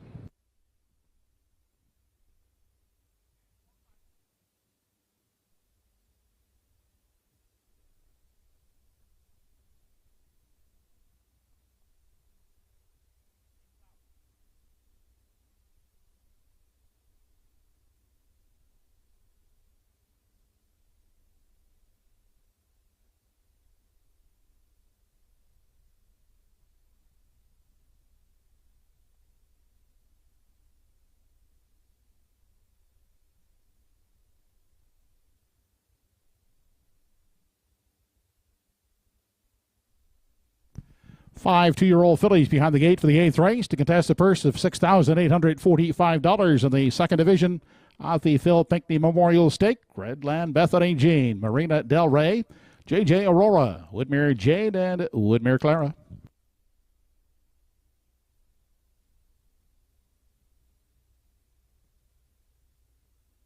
They're off and pacing. Marina Del Rey away quickly at the rail. Redland Bethany Jean and out three wide. He's Woodmere Jade. Those three fillies to contest the early lead as they race to the opening eighth. On the inside, Redland Bethany Jean.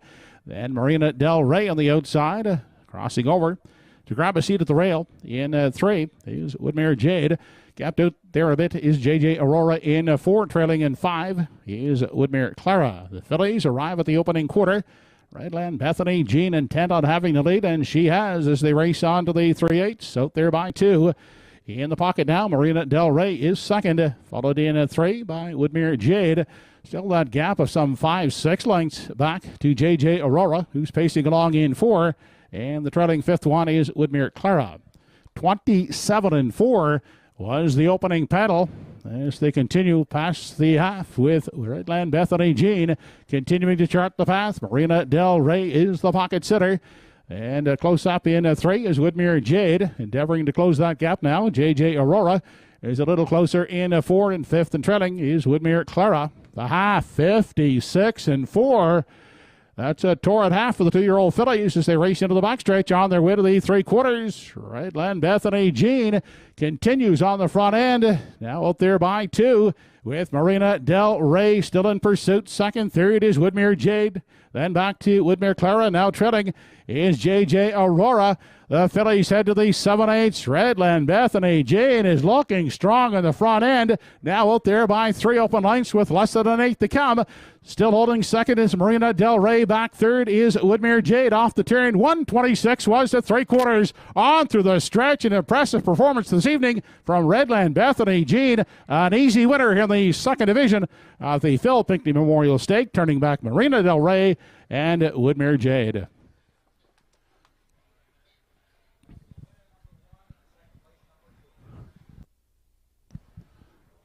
Look at the time here. We have a new track record for two-year-old pacing fillies. Redland Bethany Jean on a cool evening here at Truro. 1:54 and 4/5.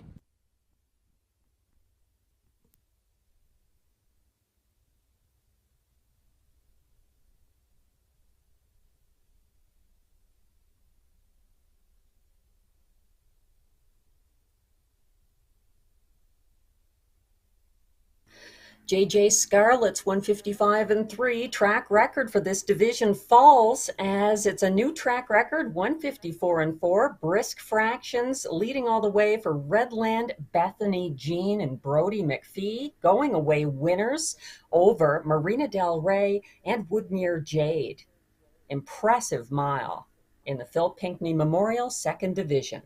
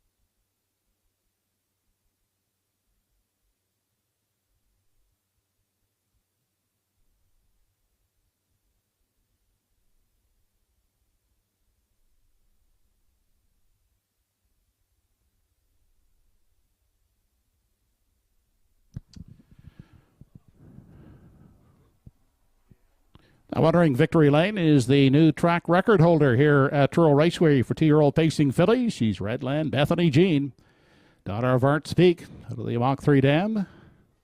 Mockingbird Princess was bred by Arnold Hagen, owned by Redland Farms of Bible Hill, trained by Tom Weatherby. Driven to victory by Brody McPhee, Redland Bethany Jean, winning the second division of the Phil Pinckney Memorial Stake for 2-year-old pacing fillies. She eclipses the old track record set last October by JJ Scarlett here at Truro, 155-3 tonight. Redland Bethany Jean in an impressive mile of 154 and 4/5.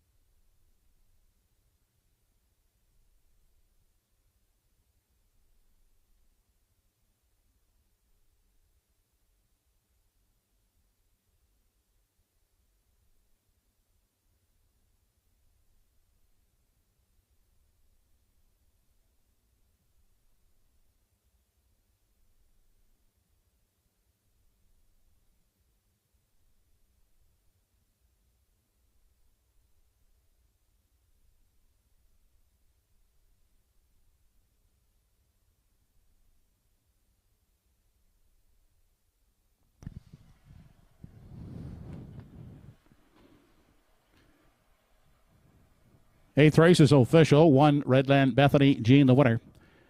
2, Marina Del Rey was second. 3, JJ Aurora fifth. 4, Woodmere Jade third. And 5, Woodmere Clara was fourth. Fractions for the track record setting mile. 27-4 was the quarter. The half 56-4. 3 quarters in 1:26. The mile. A new track record for 2-year-old pacing fillies. Redland Bethany Jean in 1:54 and 4/5. Top down, your card is 1-2-5-3-4. 1-2-4 try, race 8, $9.70. 1-2 exactor, $9 even.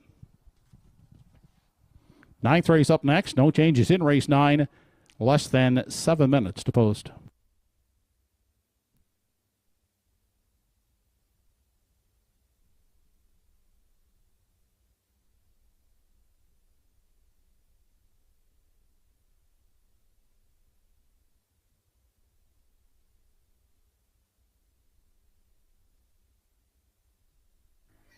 Well, we're coming back from a track record, and congratulations again to Redland Bethany Jean on that new mark. In the next race, the 9th, we're seeing eye to eye, myself and the program selections, with a 4-5 exactor. I'm going with the 2 for show, and he's going with the 1. So who is the 4? The class dropper, Maximum Lovin'. More after the post parade.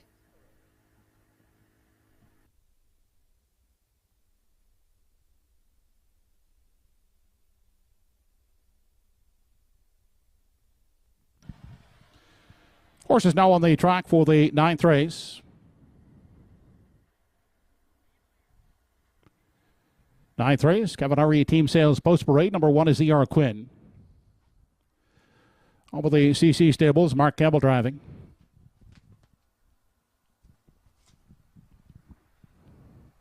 Dale Spence will drive from Post 2, Chick McGuire. Over Debbie Ellis, Anthony Rapshaw, and Wally Cameron. Archie Hattie, Lorraine Daly, and Gordy Rudolph, the owners. Darren Crow, the driver of number 3, Nova Scotia Beach.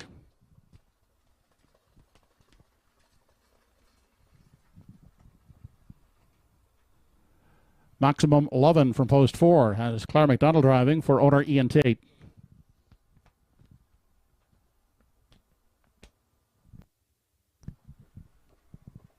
From Post 5 is Lady in Paradise, owned by Dave and Craig Carey, along with Ron Garland, Greg Monroe in the driver's seat.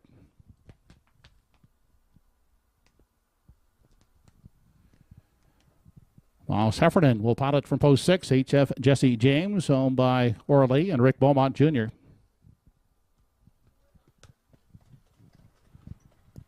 And from Post 7 is What Can You Say, with Ernie Laffin driving for Pam Moore.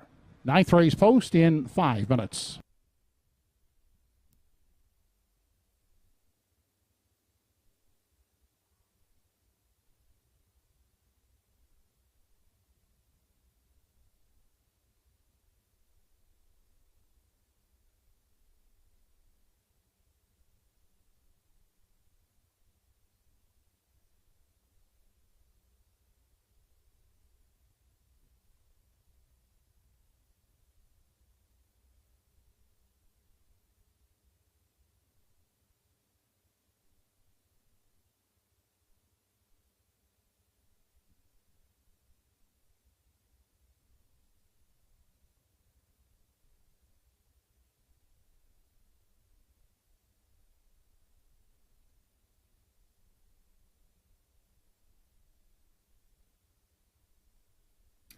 Everybody's top choice. Well, myself, Joe Kelly, and the wagering public, putting Maximum Lovin' and Claire McDonald on top here.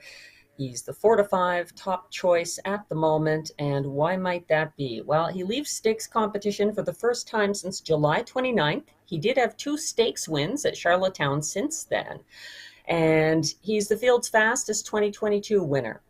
Those things and a helpful post make him top choice among most of us. He's also won a quarter of his starts this year.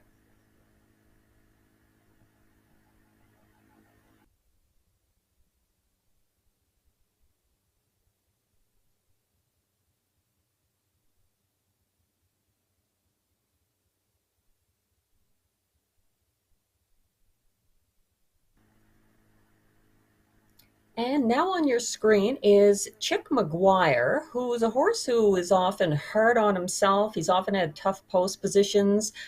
I saw him pace another hard-hitting overland effort to get up for place on Friday. He was 3 wide. He just fell short. He didn't get the win, but he was trying hard, and he does look like a possible top choice of Dale Spence over the one. So driver selection might have come into it here.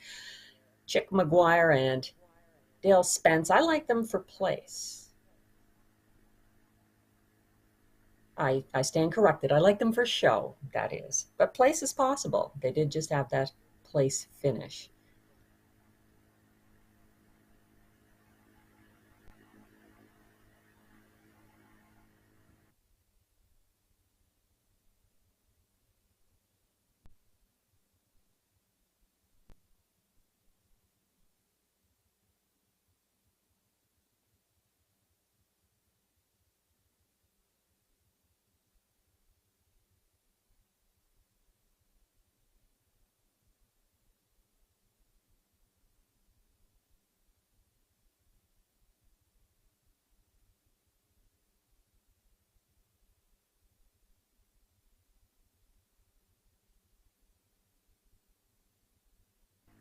Here's the second choice of myself and the program selections for race 9, Lady in Paradise, who is light in the win column. And that could be recently that she was boxed in on Friday. She did come home in a Cofield's fastest 28-4 and get some class relief here tonight. So she could be better than advertised for Gregory Monroe, the free-legged Lady in Paradise, my second choice and also Joe's second choice. She's 7-2, and the even money favorite continues to be Maximum Lovin', the 4, as the clock counts down for the start of the 9th.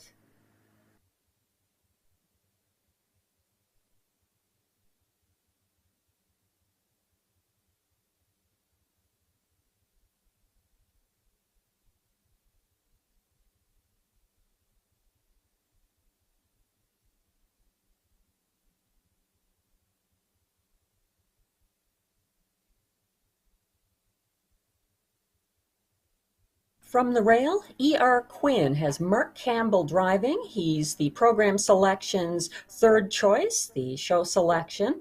And I'm ambivalent about him from the rail. He didn't like it too much on September 2nd when he broke leaving. It was for a different driver, Dale Spence, who's aboard Chick McGuire tonight. So sometimes the driver selection plays a role. Mark Campbell, though, catch driving certainly doesn't hurt the chances of E.R. Quinn from the rail, a position that he didn't care for 2 starts ago. He rebounded with a solid win last Friday, though. E.R. Quinn, a 157-4 winner last Friday.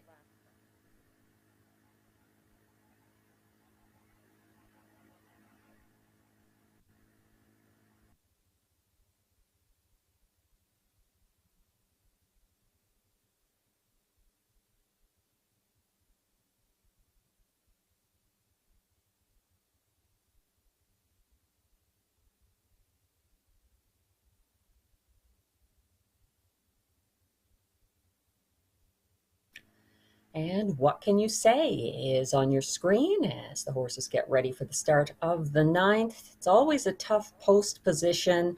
And taking a look at him tonight from out there with Ernie Laffin, not so sure that it helps his chances. He's further out than he's been in the past month or so. He was third last week, but it was by a considerable margin behind the winner, E.R. Quinn, who has the rail tonight. Darren Crow was driving last week. This time it is Ernie Laffin on the 7. What can you say? I'd say the post is a bit of a deterrent tonight.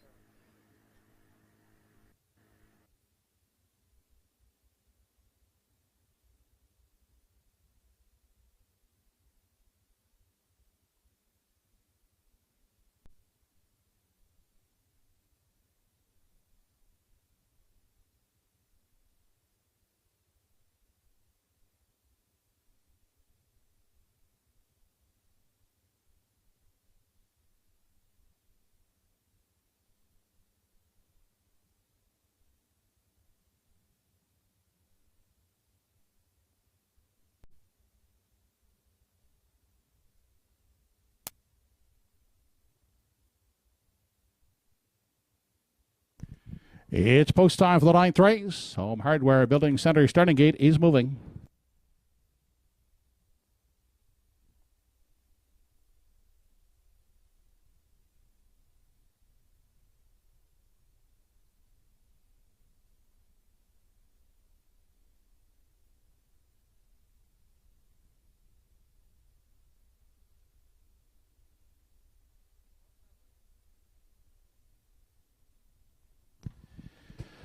Ninth race, top of the stretch. E.R. Quinn, Chick McGuire, Nova Scotia Beach, Maximum Lovin', Lady in Paradise, HF Jesse James, and What Can You Say?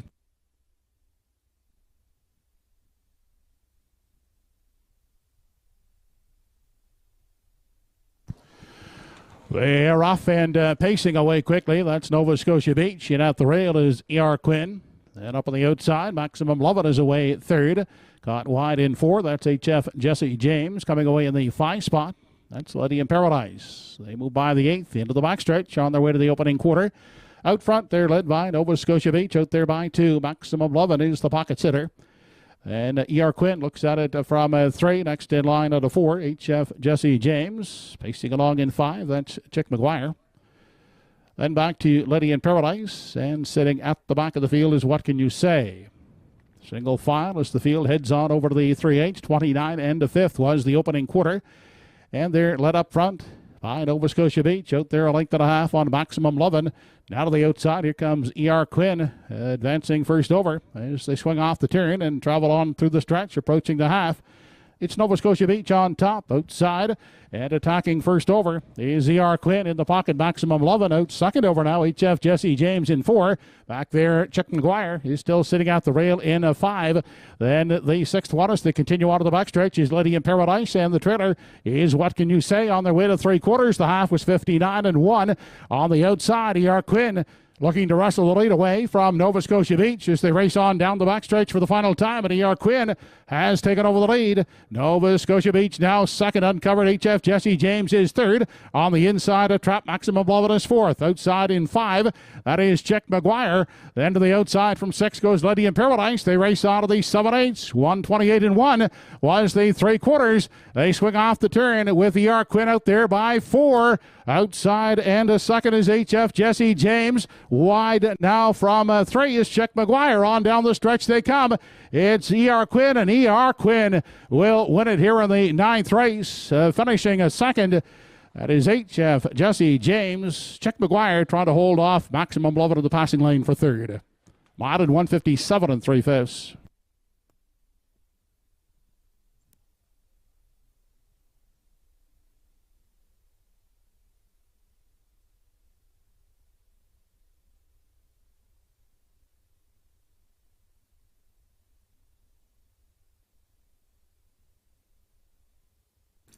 Fastest win this season for E.R. Quinn, who didn't mind the rail tonight for Mark Campbell. I sure got that one wrong. A going away winner.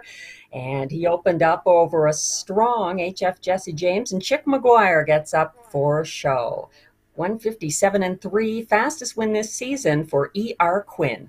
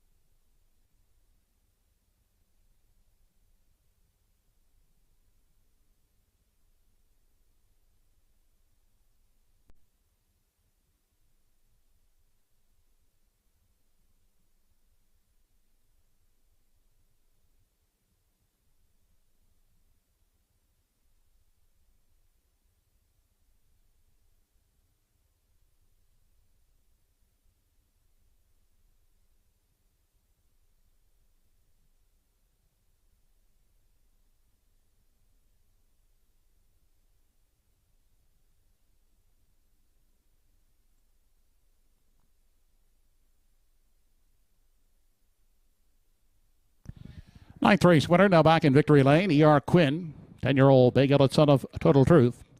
Over the CC stables of Middle Sackville, trained by Chris Coven. That's the driving double in the evening for Mark Campbell. E.R. Quinn winning the ninth in 157.3.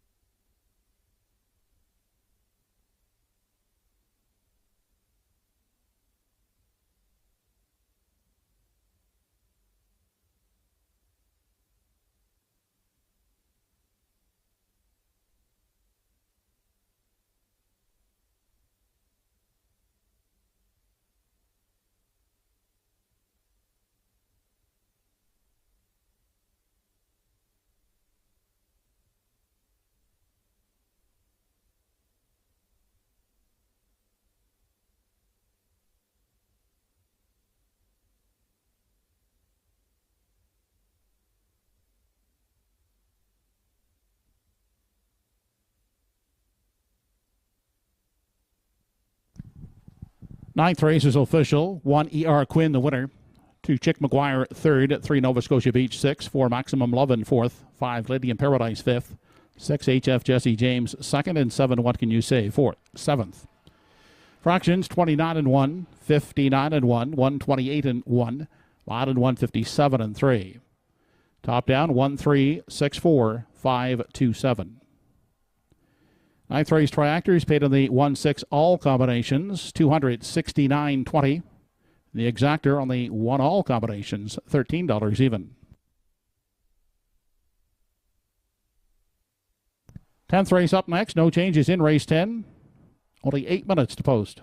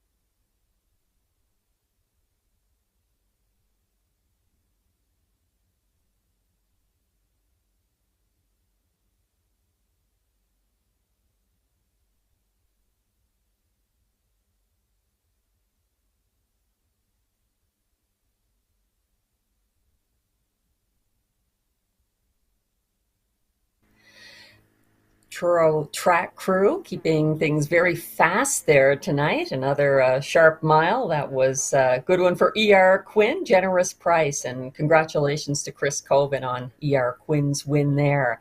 Taking a look now at race 10. Joe and I are in consensus. We like the 7 to win. He's going 7-1-8. I'm going 7-4-5. And the 7 is actually not top choice with the public right now. He's even money, as people are going with a horse who broke in her last start, the General's Pride from post 8. The 7 is better on than off. There's some class relief here. Post is tough. Mark Campbell stays loyal after that win with E.R. Quinn. Could be his chance for a third tonight. Post Parade is coming up. Entries are now on the track for the 10th race. Kevin Harvey, Team Sales Post Parade.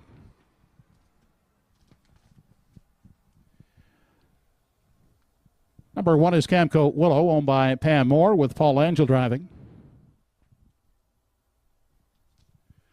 Darren Crow has the drive on 2 Sunny Billion for the Won't Back Down stable.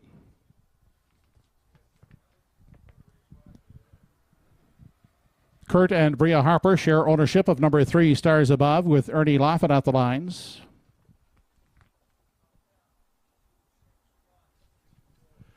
Oak Rock Eldorado from post 4, now owned by Caden Romeo, with Kerry Romeo driving.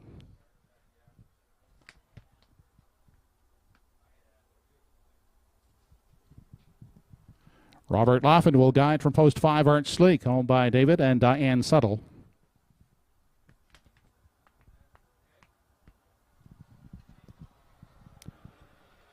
Kidam Image from post 6. Carl Eisner driving for Calvin Eisner.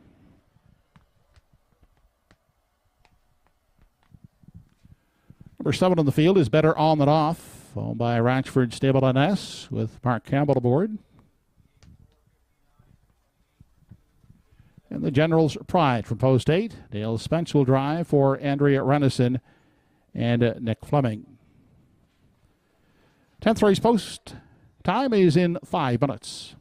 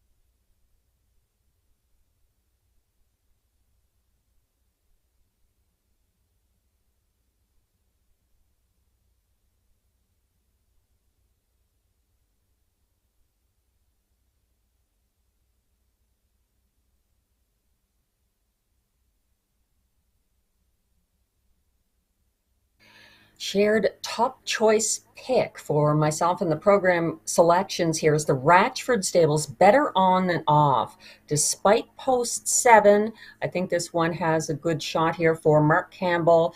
Like I mentioned, class relief and the driver makes a difference. The connections in general, when you think of the Ratchford stable, you think of 2020 O'Brien, Horse of the Year, Century Pharaoh, who's now standing in Australia.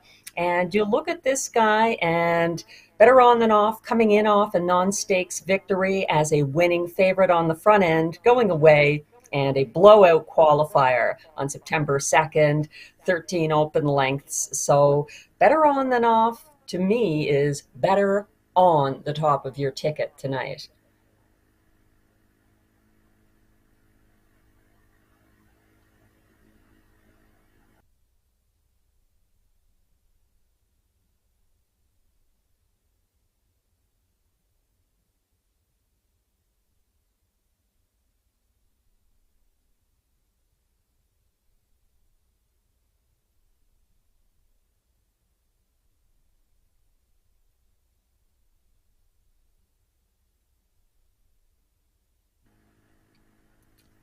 And here's the 4, Oak Rock Eldorado, who is one of a number of free-legged pacers on the card tonight. They often do well at Truro. This one is coming over from Charlottetown and is off Lasix, which is a consideration. Less experienced driver than in his latest victories. Not that a driver can't team up with a veteran horse like this and do well. So Kerry Romeo Jr. is in the bike, and September 10th victory at Charlottetown for Redmond Doucette for Oak Rock Eldorado's last start. So he's coming in off a good performance and looking for his 6th win of the season.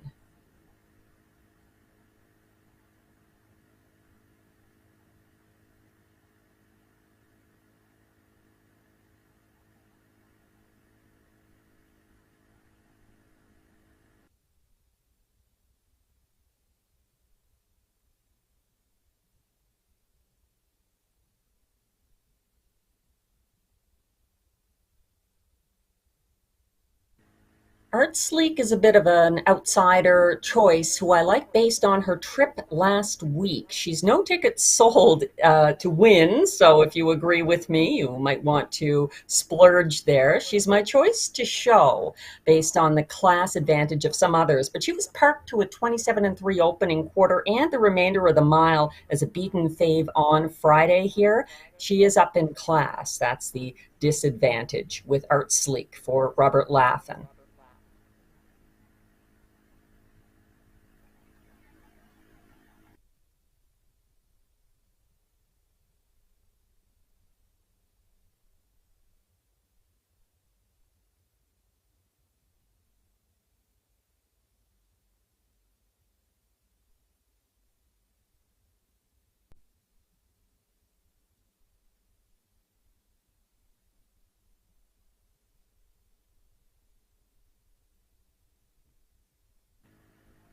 Here's the second choice selection from the program choices of Joe Kelly with the rail Camco Willow, who's a nice mare that I hesitated to leave out of my own ticket.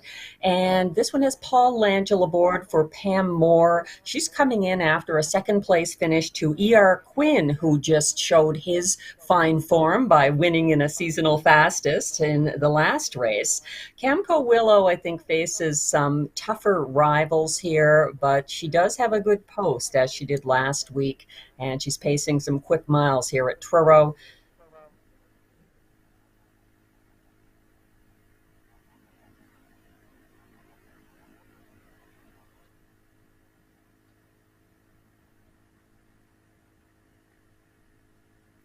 She was a winner 2 starts back for Paul Langell, but I don't think they're going in 2 minutes and 1/5 tonight.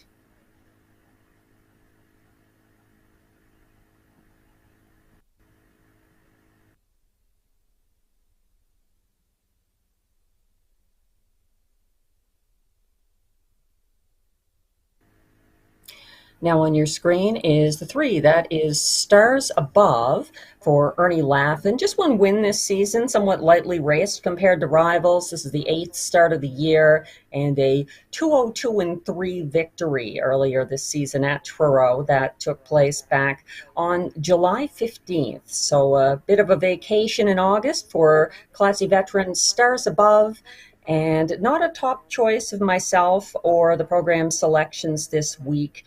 Could be part of it. He was a winner on July 15th here, but it was a little bit less classy company, I think, than tonight's group.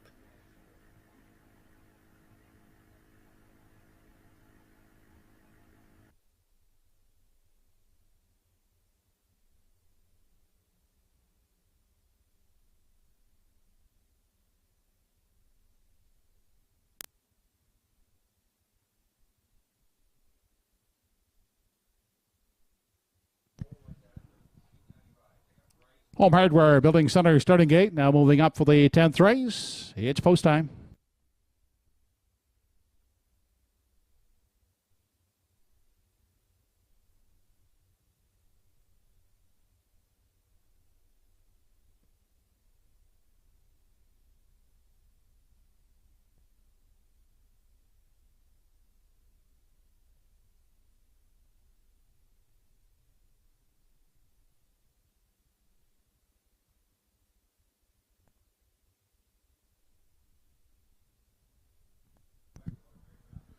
Race number 10 of the evening has Camco Willow, Sunny Billion, Stars Above, Oak Rock Eldorado, Art Sleek, Kidham Image, Better On Than Off, and the General's Pride.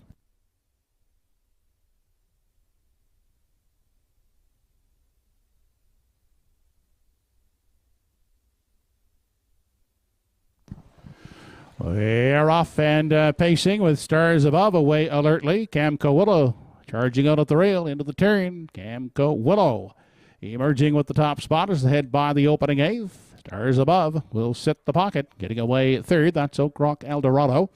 Followed away in the 4th spot by Art Slick as they move into the backstretch on their way to the opening quarter. Sitting there in 4 as they continue on is Sunny Billion. And back in 5 on the inside for Kidham Image.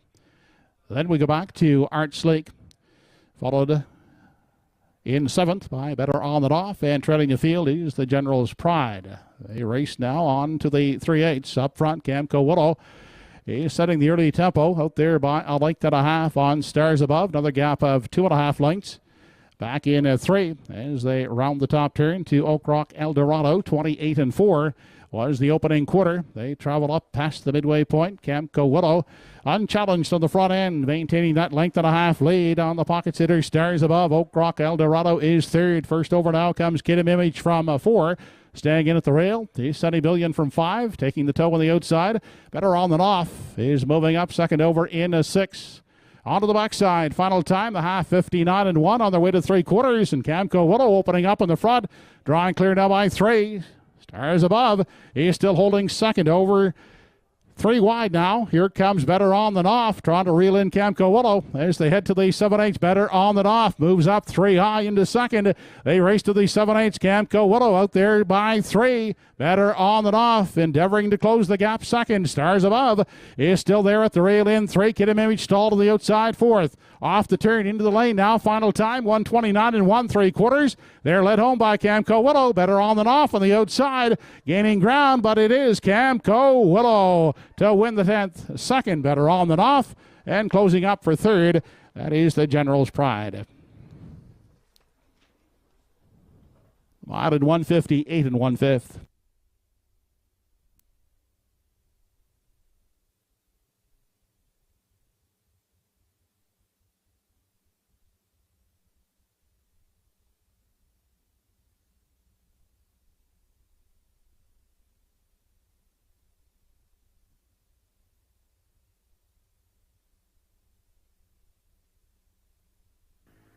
I was correct to fear Camco Willow, and I was correct that they were not going in 2 minutes and 1/5 tonight. No, 1:58 and 1. She got that front end trip, and the backfield was activated at the half, but Better On Than Off. The 3 wide bid couldn't take down a front end Camco Willow.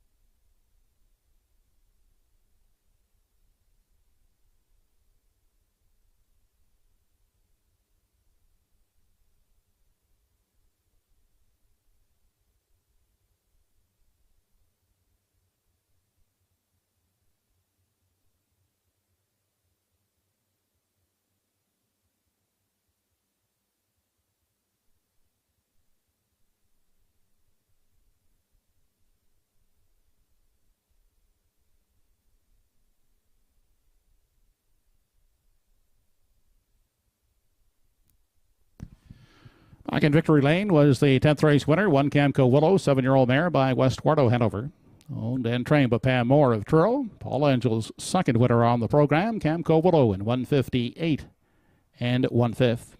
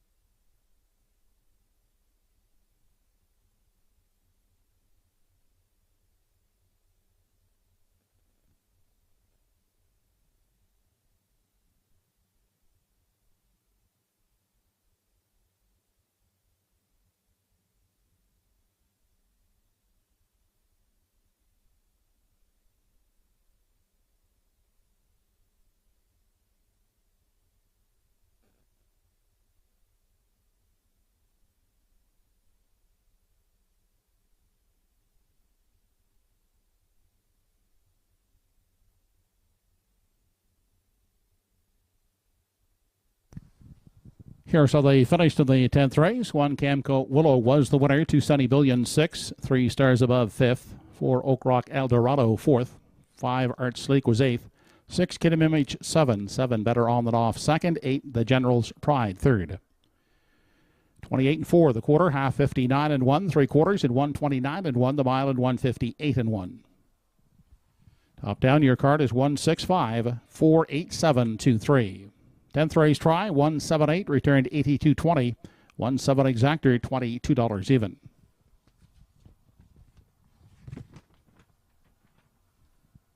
Up next, race 11, first half of the late daily double in the 11th race. Bridle change, 1 Ryzen Horizon. Make it open hood with cups, 2 closed.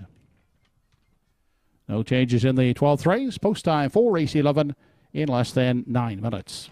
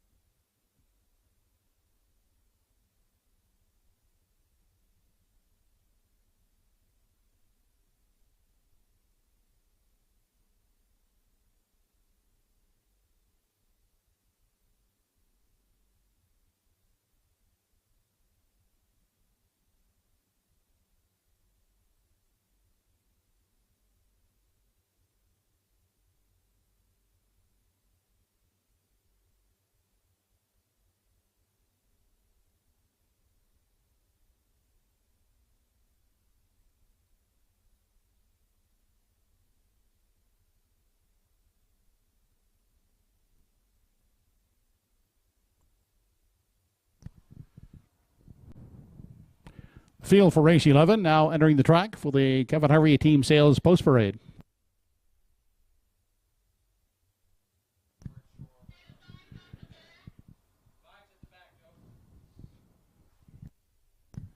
Here's the field. Number 1, Ryzen Horizon, over the Won't Back Down stable. Darren Crow drives.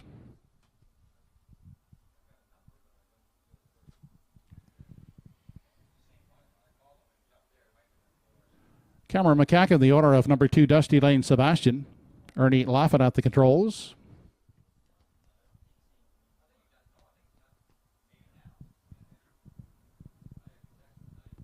Kenny Parker has the drive of number 3, Well Did, for the Well Did Horse Owners Club.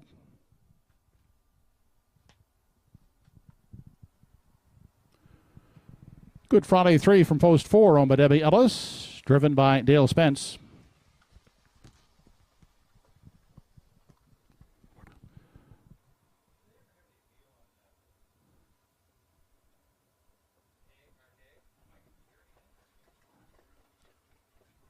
The 5 is delayed in post parade. 6 batter up Hanover. Owned by Debbie Francis, Roseanne Langell, Doug Lauthers, and Chantel Langell. Paul Langell drives.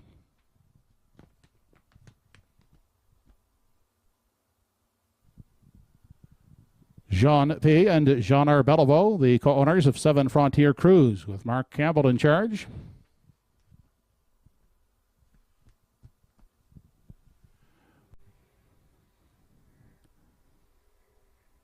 Number 8 is American Risk. Tonight, Brody McPhee for Risky Biz Group.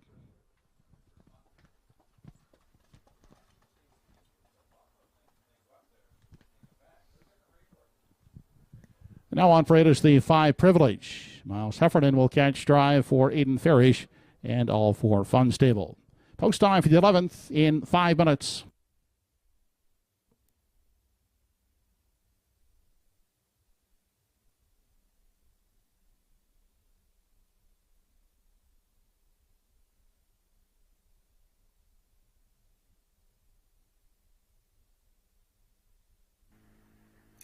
Shout out to Camco Willow for nearly equaling She was 1/5 of a second from her lifetime mark in her win last race.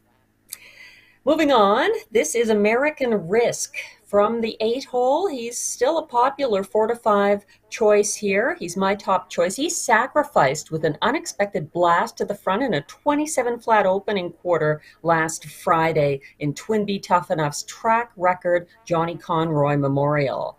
So no Todd Trites tonight, as I'm sure you've noticed. Brody McPhee is catch driving.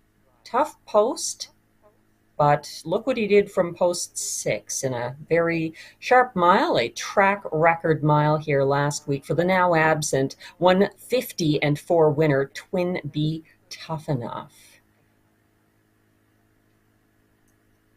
This will not be as tough a group, you could say.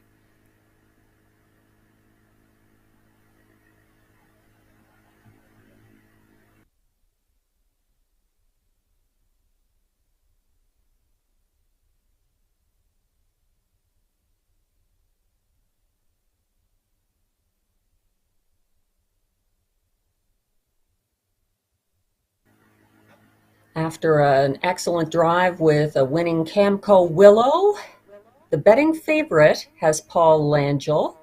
Batter Up Hanover is a 3-5 top choice. He had the 8-hole in the Johnny Conroy Memorial, was one of the younger pacers in that field in the track record mile. So Batter Up Hanover, 3-5 choice here. It is some class relief and post relief after that very tough field in the Johnny Conroy Memorial Friday.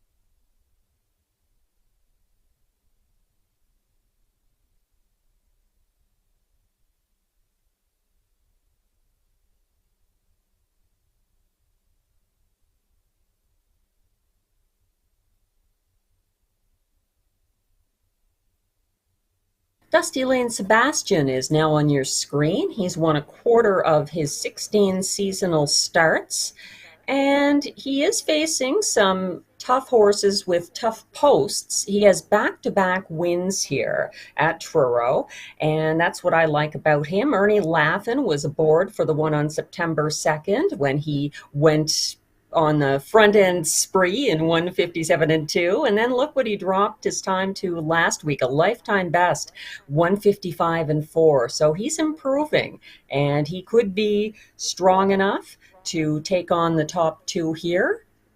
Steelhead Hanover offspring as well. They had a good week last Friday at Truro.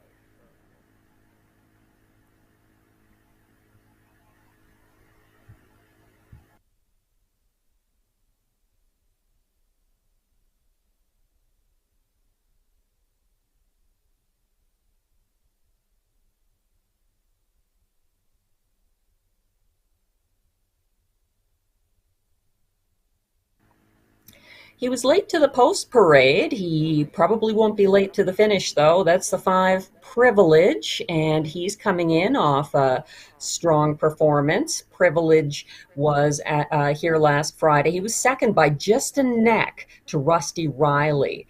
So he's a fast closing animal with Miles Heffernan in the bike. He could try the front end approach. That didn't work out so well on August 5th at Woodstock when he was second, but he has lots of speed and he is versatile on the front end or closing for the Renison stable. Trainer George Renison.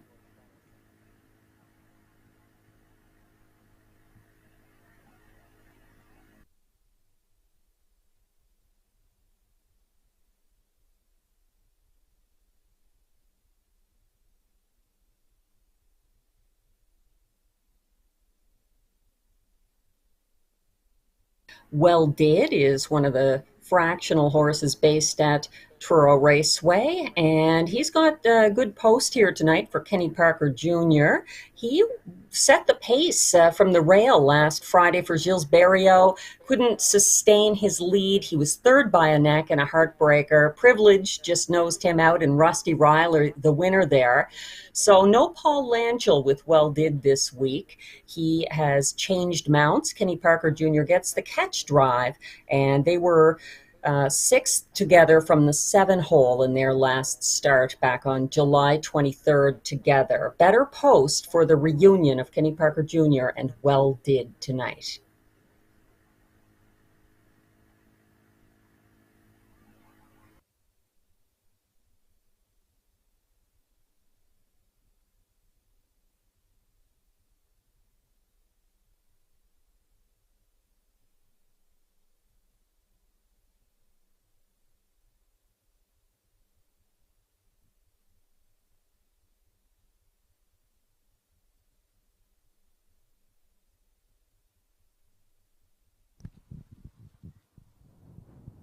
Starter calls the 11th race entries in behind the Home Hardware Building Center starting gate. It's post time.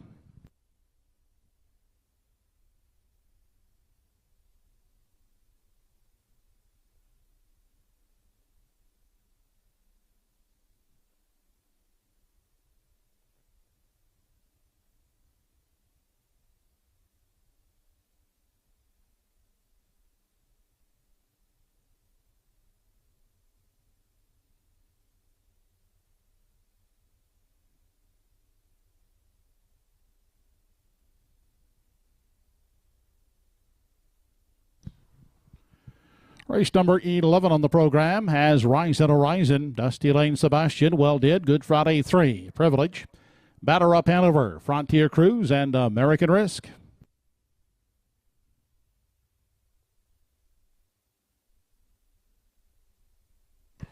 They're off and pacing away quickly. Good Friday 3. Frontier Cruise is living quickly now into that first turn.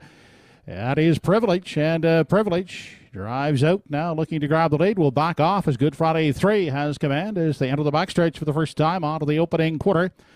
That is Good Friday 3 on top. Now quickly coming to call on the outside as they make their way on past that opening quarter. That is American Risk. As they race into the turn, American Risk. Good Friday 3 now in the pocket. Privilege is spotted third. Then at the rail, Batter Up Hanover. Looks at it from 4. And holding down the 5 spot is Dusty Lane Sebastian. And back to Rise and Horizon in 6, followed by Well Did, and at the back Frontier Cruise. 27 seconds flat was the opening panel. They travel on through the stretch now as they near the half. American Risk is showing the way. Good Friday 3. Getting the Journey in the pocket second. Third on the inside, that's Privilege. Then pacing along in 4, that's Batter Up Hanover, who will step to the outside. That will flush out Privilege as they race into the lower turn. On their way to the 5/8, 56 and 3/5 seconds was the half. American Risk continuing to chart the path. Here comes Privilege to brave it first over second. Staying in the pocket, Good Friday 3. Is now locked up third. Second over is Batter Up Hanover. Well spotted outside in 4. Fifth along the inside. As they make their way past 3/4, Dusty Lane Sebastian outside. Is Frontier Cruise in 6. Back to Rise and Horizon. And Well Did is now the trailer. They race on to the 7/8 now. American Risk by 3 parts of a length. Privilege second. There goes Batter Up Hanover. He sent 3 high on past the 7/8. And Batter Up Hanover quickly has taken over from American Risk as they swing off the turn. 126 and 1. And it's Batter Up Hanover drawing out now by 3. On to the lane, it's all Batter Up Hanover drawing clear here in race 11. The battle for the place spot, it's tight at the line. Frontier Cruise looking to reach up over American Risk. Mile and 154 flat.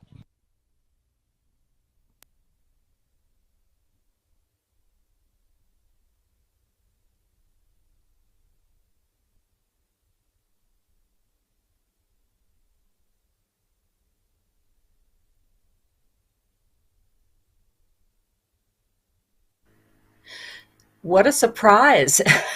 Batter Up Hanover 3 wide to sprint away in the stretch in his second win this season. 154 flat for Paul Langell. An impressive winner over a disputed place finish between the other two outside horses there, American Risk and a fast closing Frontier Cruise, 154 flat.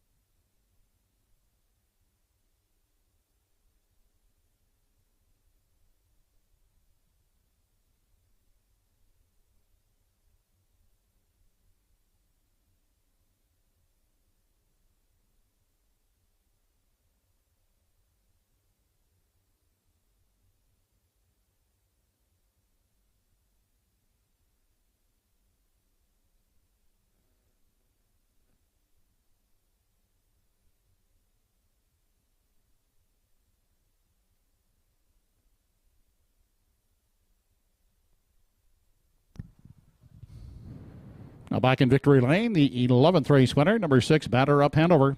4-year-old Gillett Son of Betting Line. By Doug Lowthers, Roseanne and Chantel Angel, and Debbie Francis, trained and driven by Paul Angel. For Paul, that's a driving hat trick on the program. Batter Up Hanover, 154 flat.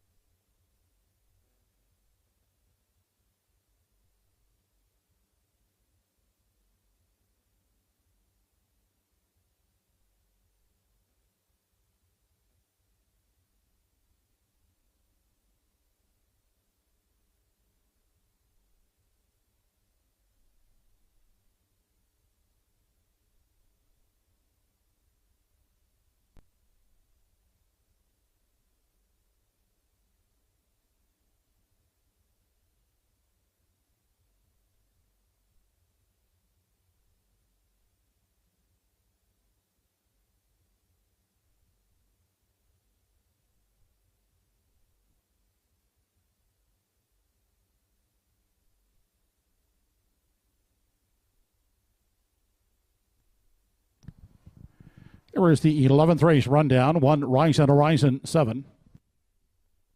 2 Dusty Lane Sebastian 6. 3 Well Did was 8th. 4 Good Friday 3 was 4th. 5 Privilege 5th. 6 Batter Up Hanover the winner. 7 Frontier Cruise 2nd. 8 American Risk finished 3rd. 27 seconds the quarter, half 56 and 3 quarters, and 126 and 1. The mile for Batter Up Hanover 154 flat. For the top, your card should read 768 45123. 678 try in race 11, $171.70. The 6-7 exactor, $44.80. 12th and final coming up. No changes in the 12th. Only 9 minutes to post time.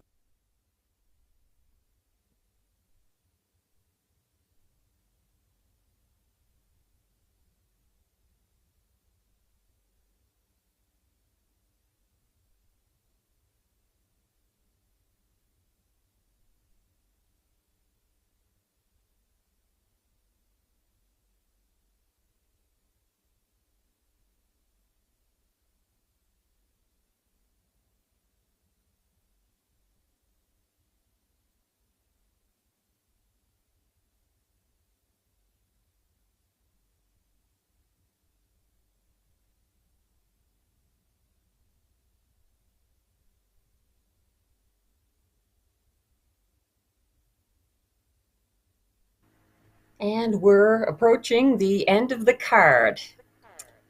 The selections for the last race, I like the 416, and the program selections are 453. So we share a liking for the even money choice on the betting board right now. That's the rest of the story. Robert Laffin driving tonight. He had a tough trip from post 8 on Friday, but he had a strong victory on his seasonal comeback September 2nd. We'll talk about them more after the post parade with information from Joe Kelly.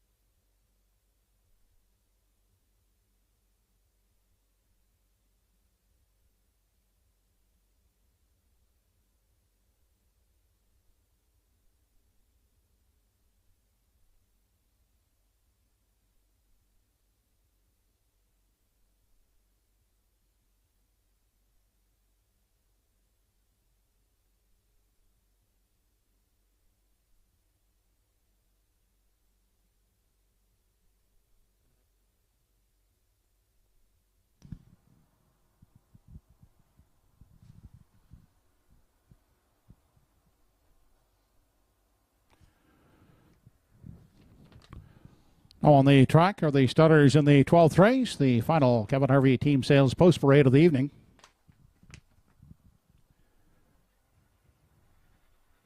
Number 1 is I'm a Miracle, owned by Gary Cave, driven this evening by Brody McPhee.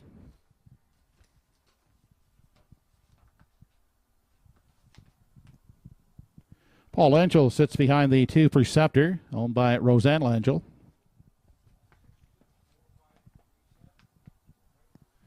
Brody Ellis is the owner. Jeff Ellis, the driver of number 3, Electra Express.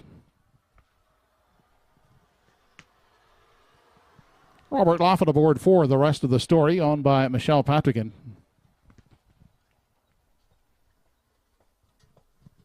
Lucy with Diamonds from post 5, Robbie Smallwood driving. Owner is Cyril Harvey.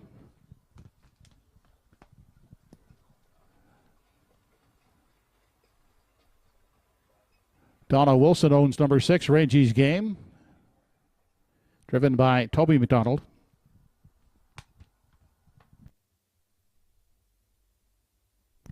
And from post 7, Go With It gets Bernard McCollum for Gordy McCabe. 12th and final goes behind the gate in 5 minutes.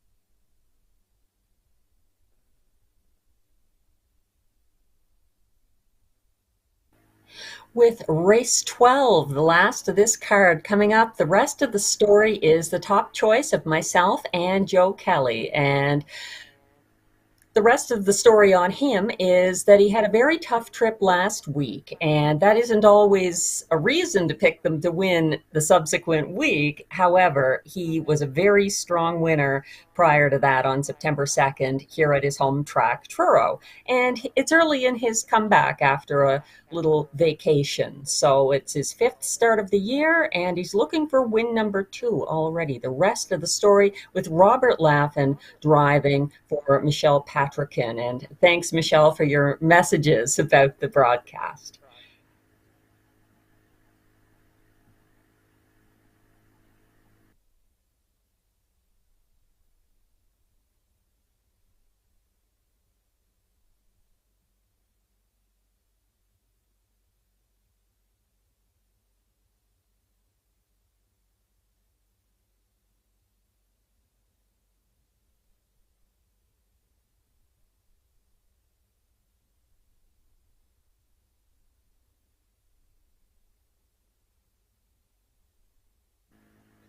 I'm a Miracle is the one. She's pacing onto your screen, and she is my second choice. She cut the mile Friday, but tired on a class hike.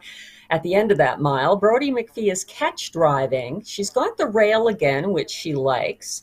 And it's just a question of can she carry her speed if she blasts? Last week, that didn't work out. The driver change, we'll see. From Todd Trites to Brodie McPhee this week for I'm a Miracle.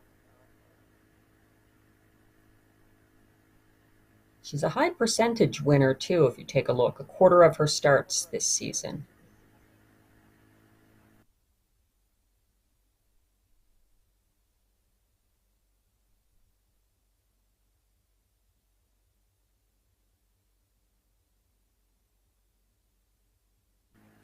Now on your screen, the 6, Reggie's Game and Toby McDonald. I mentioned that it was a good week last Friday at Truro for Steelhead Hanover because he had 2 in and they both won. Reggie's Game by over 10 3/4 lengths for Dave Dowling, who's not here tonight, but with Toby McDonald, the regular driver, and this one coming in off that sharp 158 and 3. He's got a chance. He's in the game, Reggie's Game, despite post 6.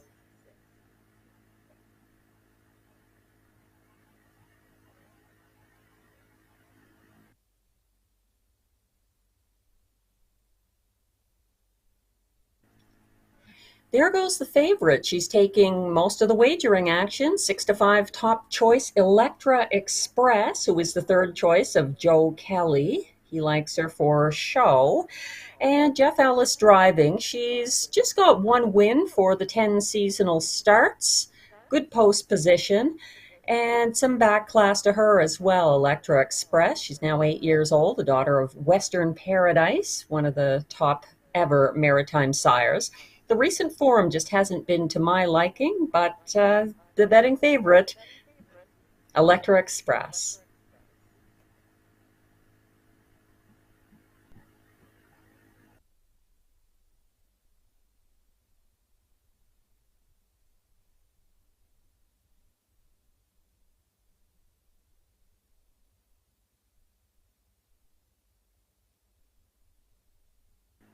There goes the rest of the story.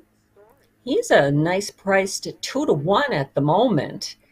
It's possible people are looking to his few starts this season and just seeing that 1 win, but it's a high percentage relative to the small number of starts. And I know he's a well-rested horse. Strong post position, and he did have that strong win 2 starts ago at this track.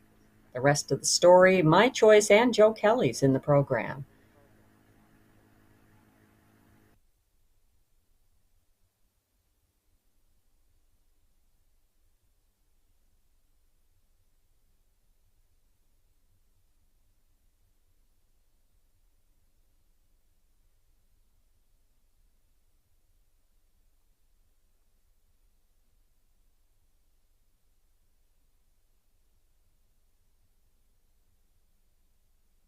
As we wait for the 12th to go to post, there goes Perceptor and Paul Langell.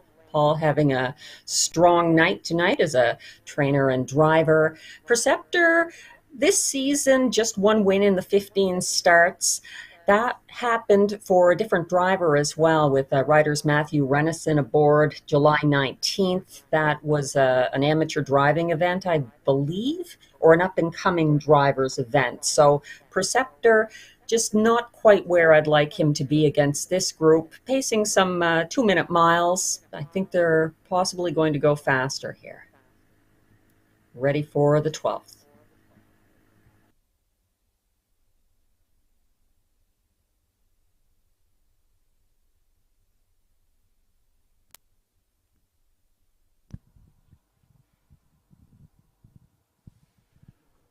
It's post time for the 12th and final. Entries are in behind the Home Hardware Building Center starting gate.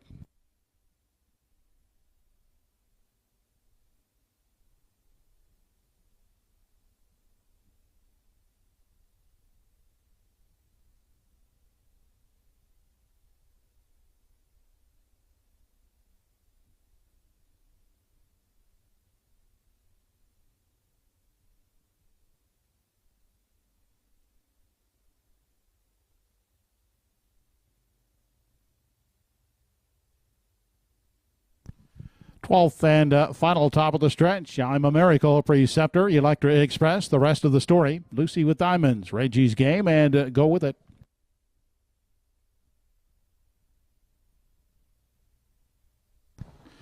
We're off and pacing in the finale. I'm a Miracle moves out from the rail to grab the early lead. Electra Express outside is away second. Followed third into that first turn by Preceptor. Crossing over, the rest of the story finds a seat in 4. Back in 5 on the inside for Lucy with Diamonds. Then we go back to Go With It, and at the back is Reggie's Game. On through the backstretch, single file approaching the opening quarter. I'm a Miracle will dictate the early pace, leads by a length and a quarter. Pocketing up is the Electra Express, followed by Preceptor in 3. Holding down 4, that is the rest of the story. Campaigning the rail from 5 is Lucy with Diamonds. And a tight up Go With It is spotted in 6. Gapped out at the back is Reggie's Game in 7. They continue off the turn and enter the stretch now as they approach the half. I Am a Miracle, uncontested leader as they round the top turn and approach the midway point up on the outside. Now attacking first over as they move past the half is the rest of the story. Staying in the pocket, Electra Express is third. Out for the second over toe is Lucy with Diamonds in 4. They dip into the lower turn on their way to the backside. Final time, I'm a Miracle is still the boss. Outside, braving it first over as they continue on to the backstretch. The rest of the story locked up in the pocket. That is Electra Express third. Outside, second over, Lucy with Diamonds is racing in 4. Preceptor inside 5. Outside sixth is Go With It. On through the backstretch and past the 3/4 mile mark. No change in the front end.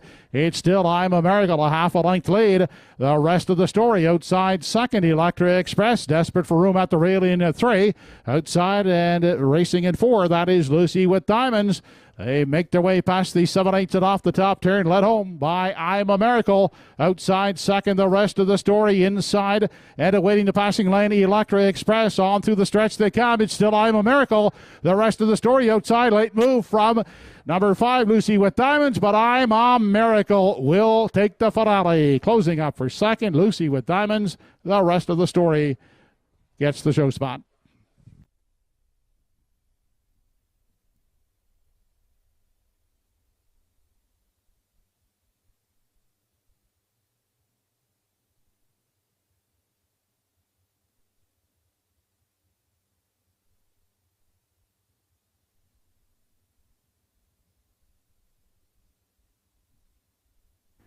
I'm a Miracle on the front end. It worked out perfectly for her to get another win as the betting choice at the end was parked out. A little jostling in the stretch. A very close finish, I think, with Lucy with Diamonds coming at the end. So we'll see what they say.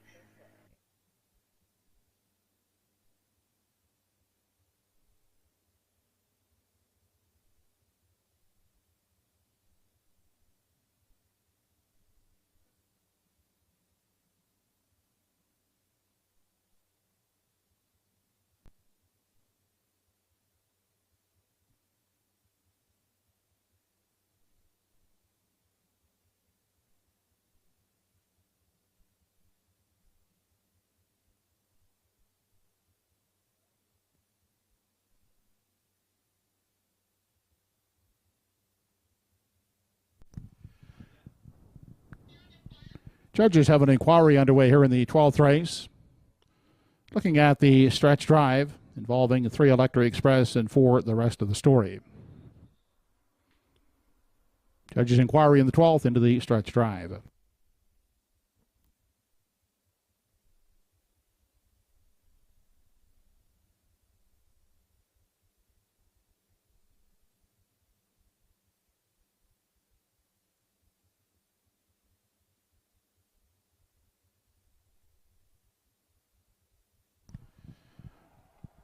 Now back in victory lane, the unofficial 12th race winner, number 1, I'm a Miracle. 6-year-old black mare by West Wardo Hanover. Old McGarry Cave of Halifax, trained McGarry. Catch driven to victory this evening by Brody McPhee.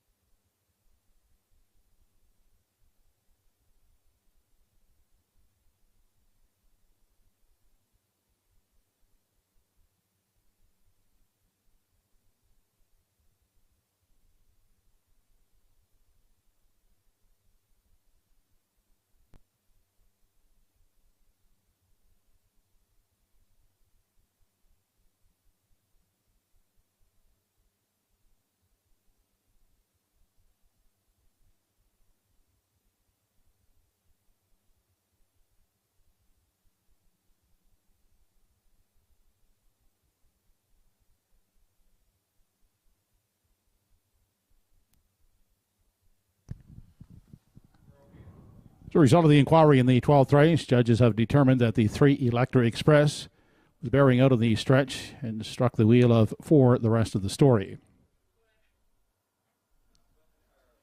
No placings required here in the 12th as a result of the inquiry.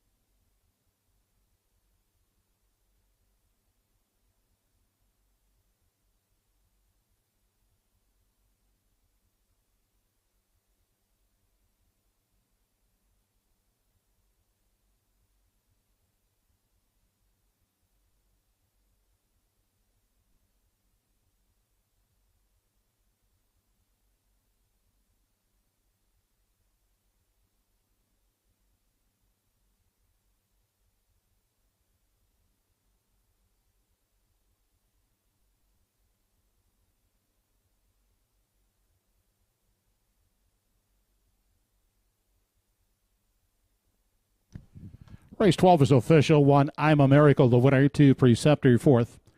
3, Electric Express, 6. 4, the rest of the story, 3rd. 5, Lucy with Diamonds, 2nd. 6, Reggie's Game, 7. And 7, Go With It, 5th. Fractions, 29 and 2, a minute 4 fifths. 3/4 and 1:30 and 1. The mile in 2:01 and 1/5. Rechecking, top down, 146, 3275. 12th race triactor, 154 combination. It returned to $628.10. The 1-5 exactor, $14.70. Late double, 6-1, $9.10. That concludes the Friday night racing action here at Truro Raceway. We thank you for being with us here this evening and hope you can join us again when live racing action continues next Friday evening with first race post at 6 p.m.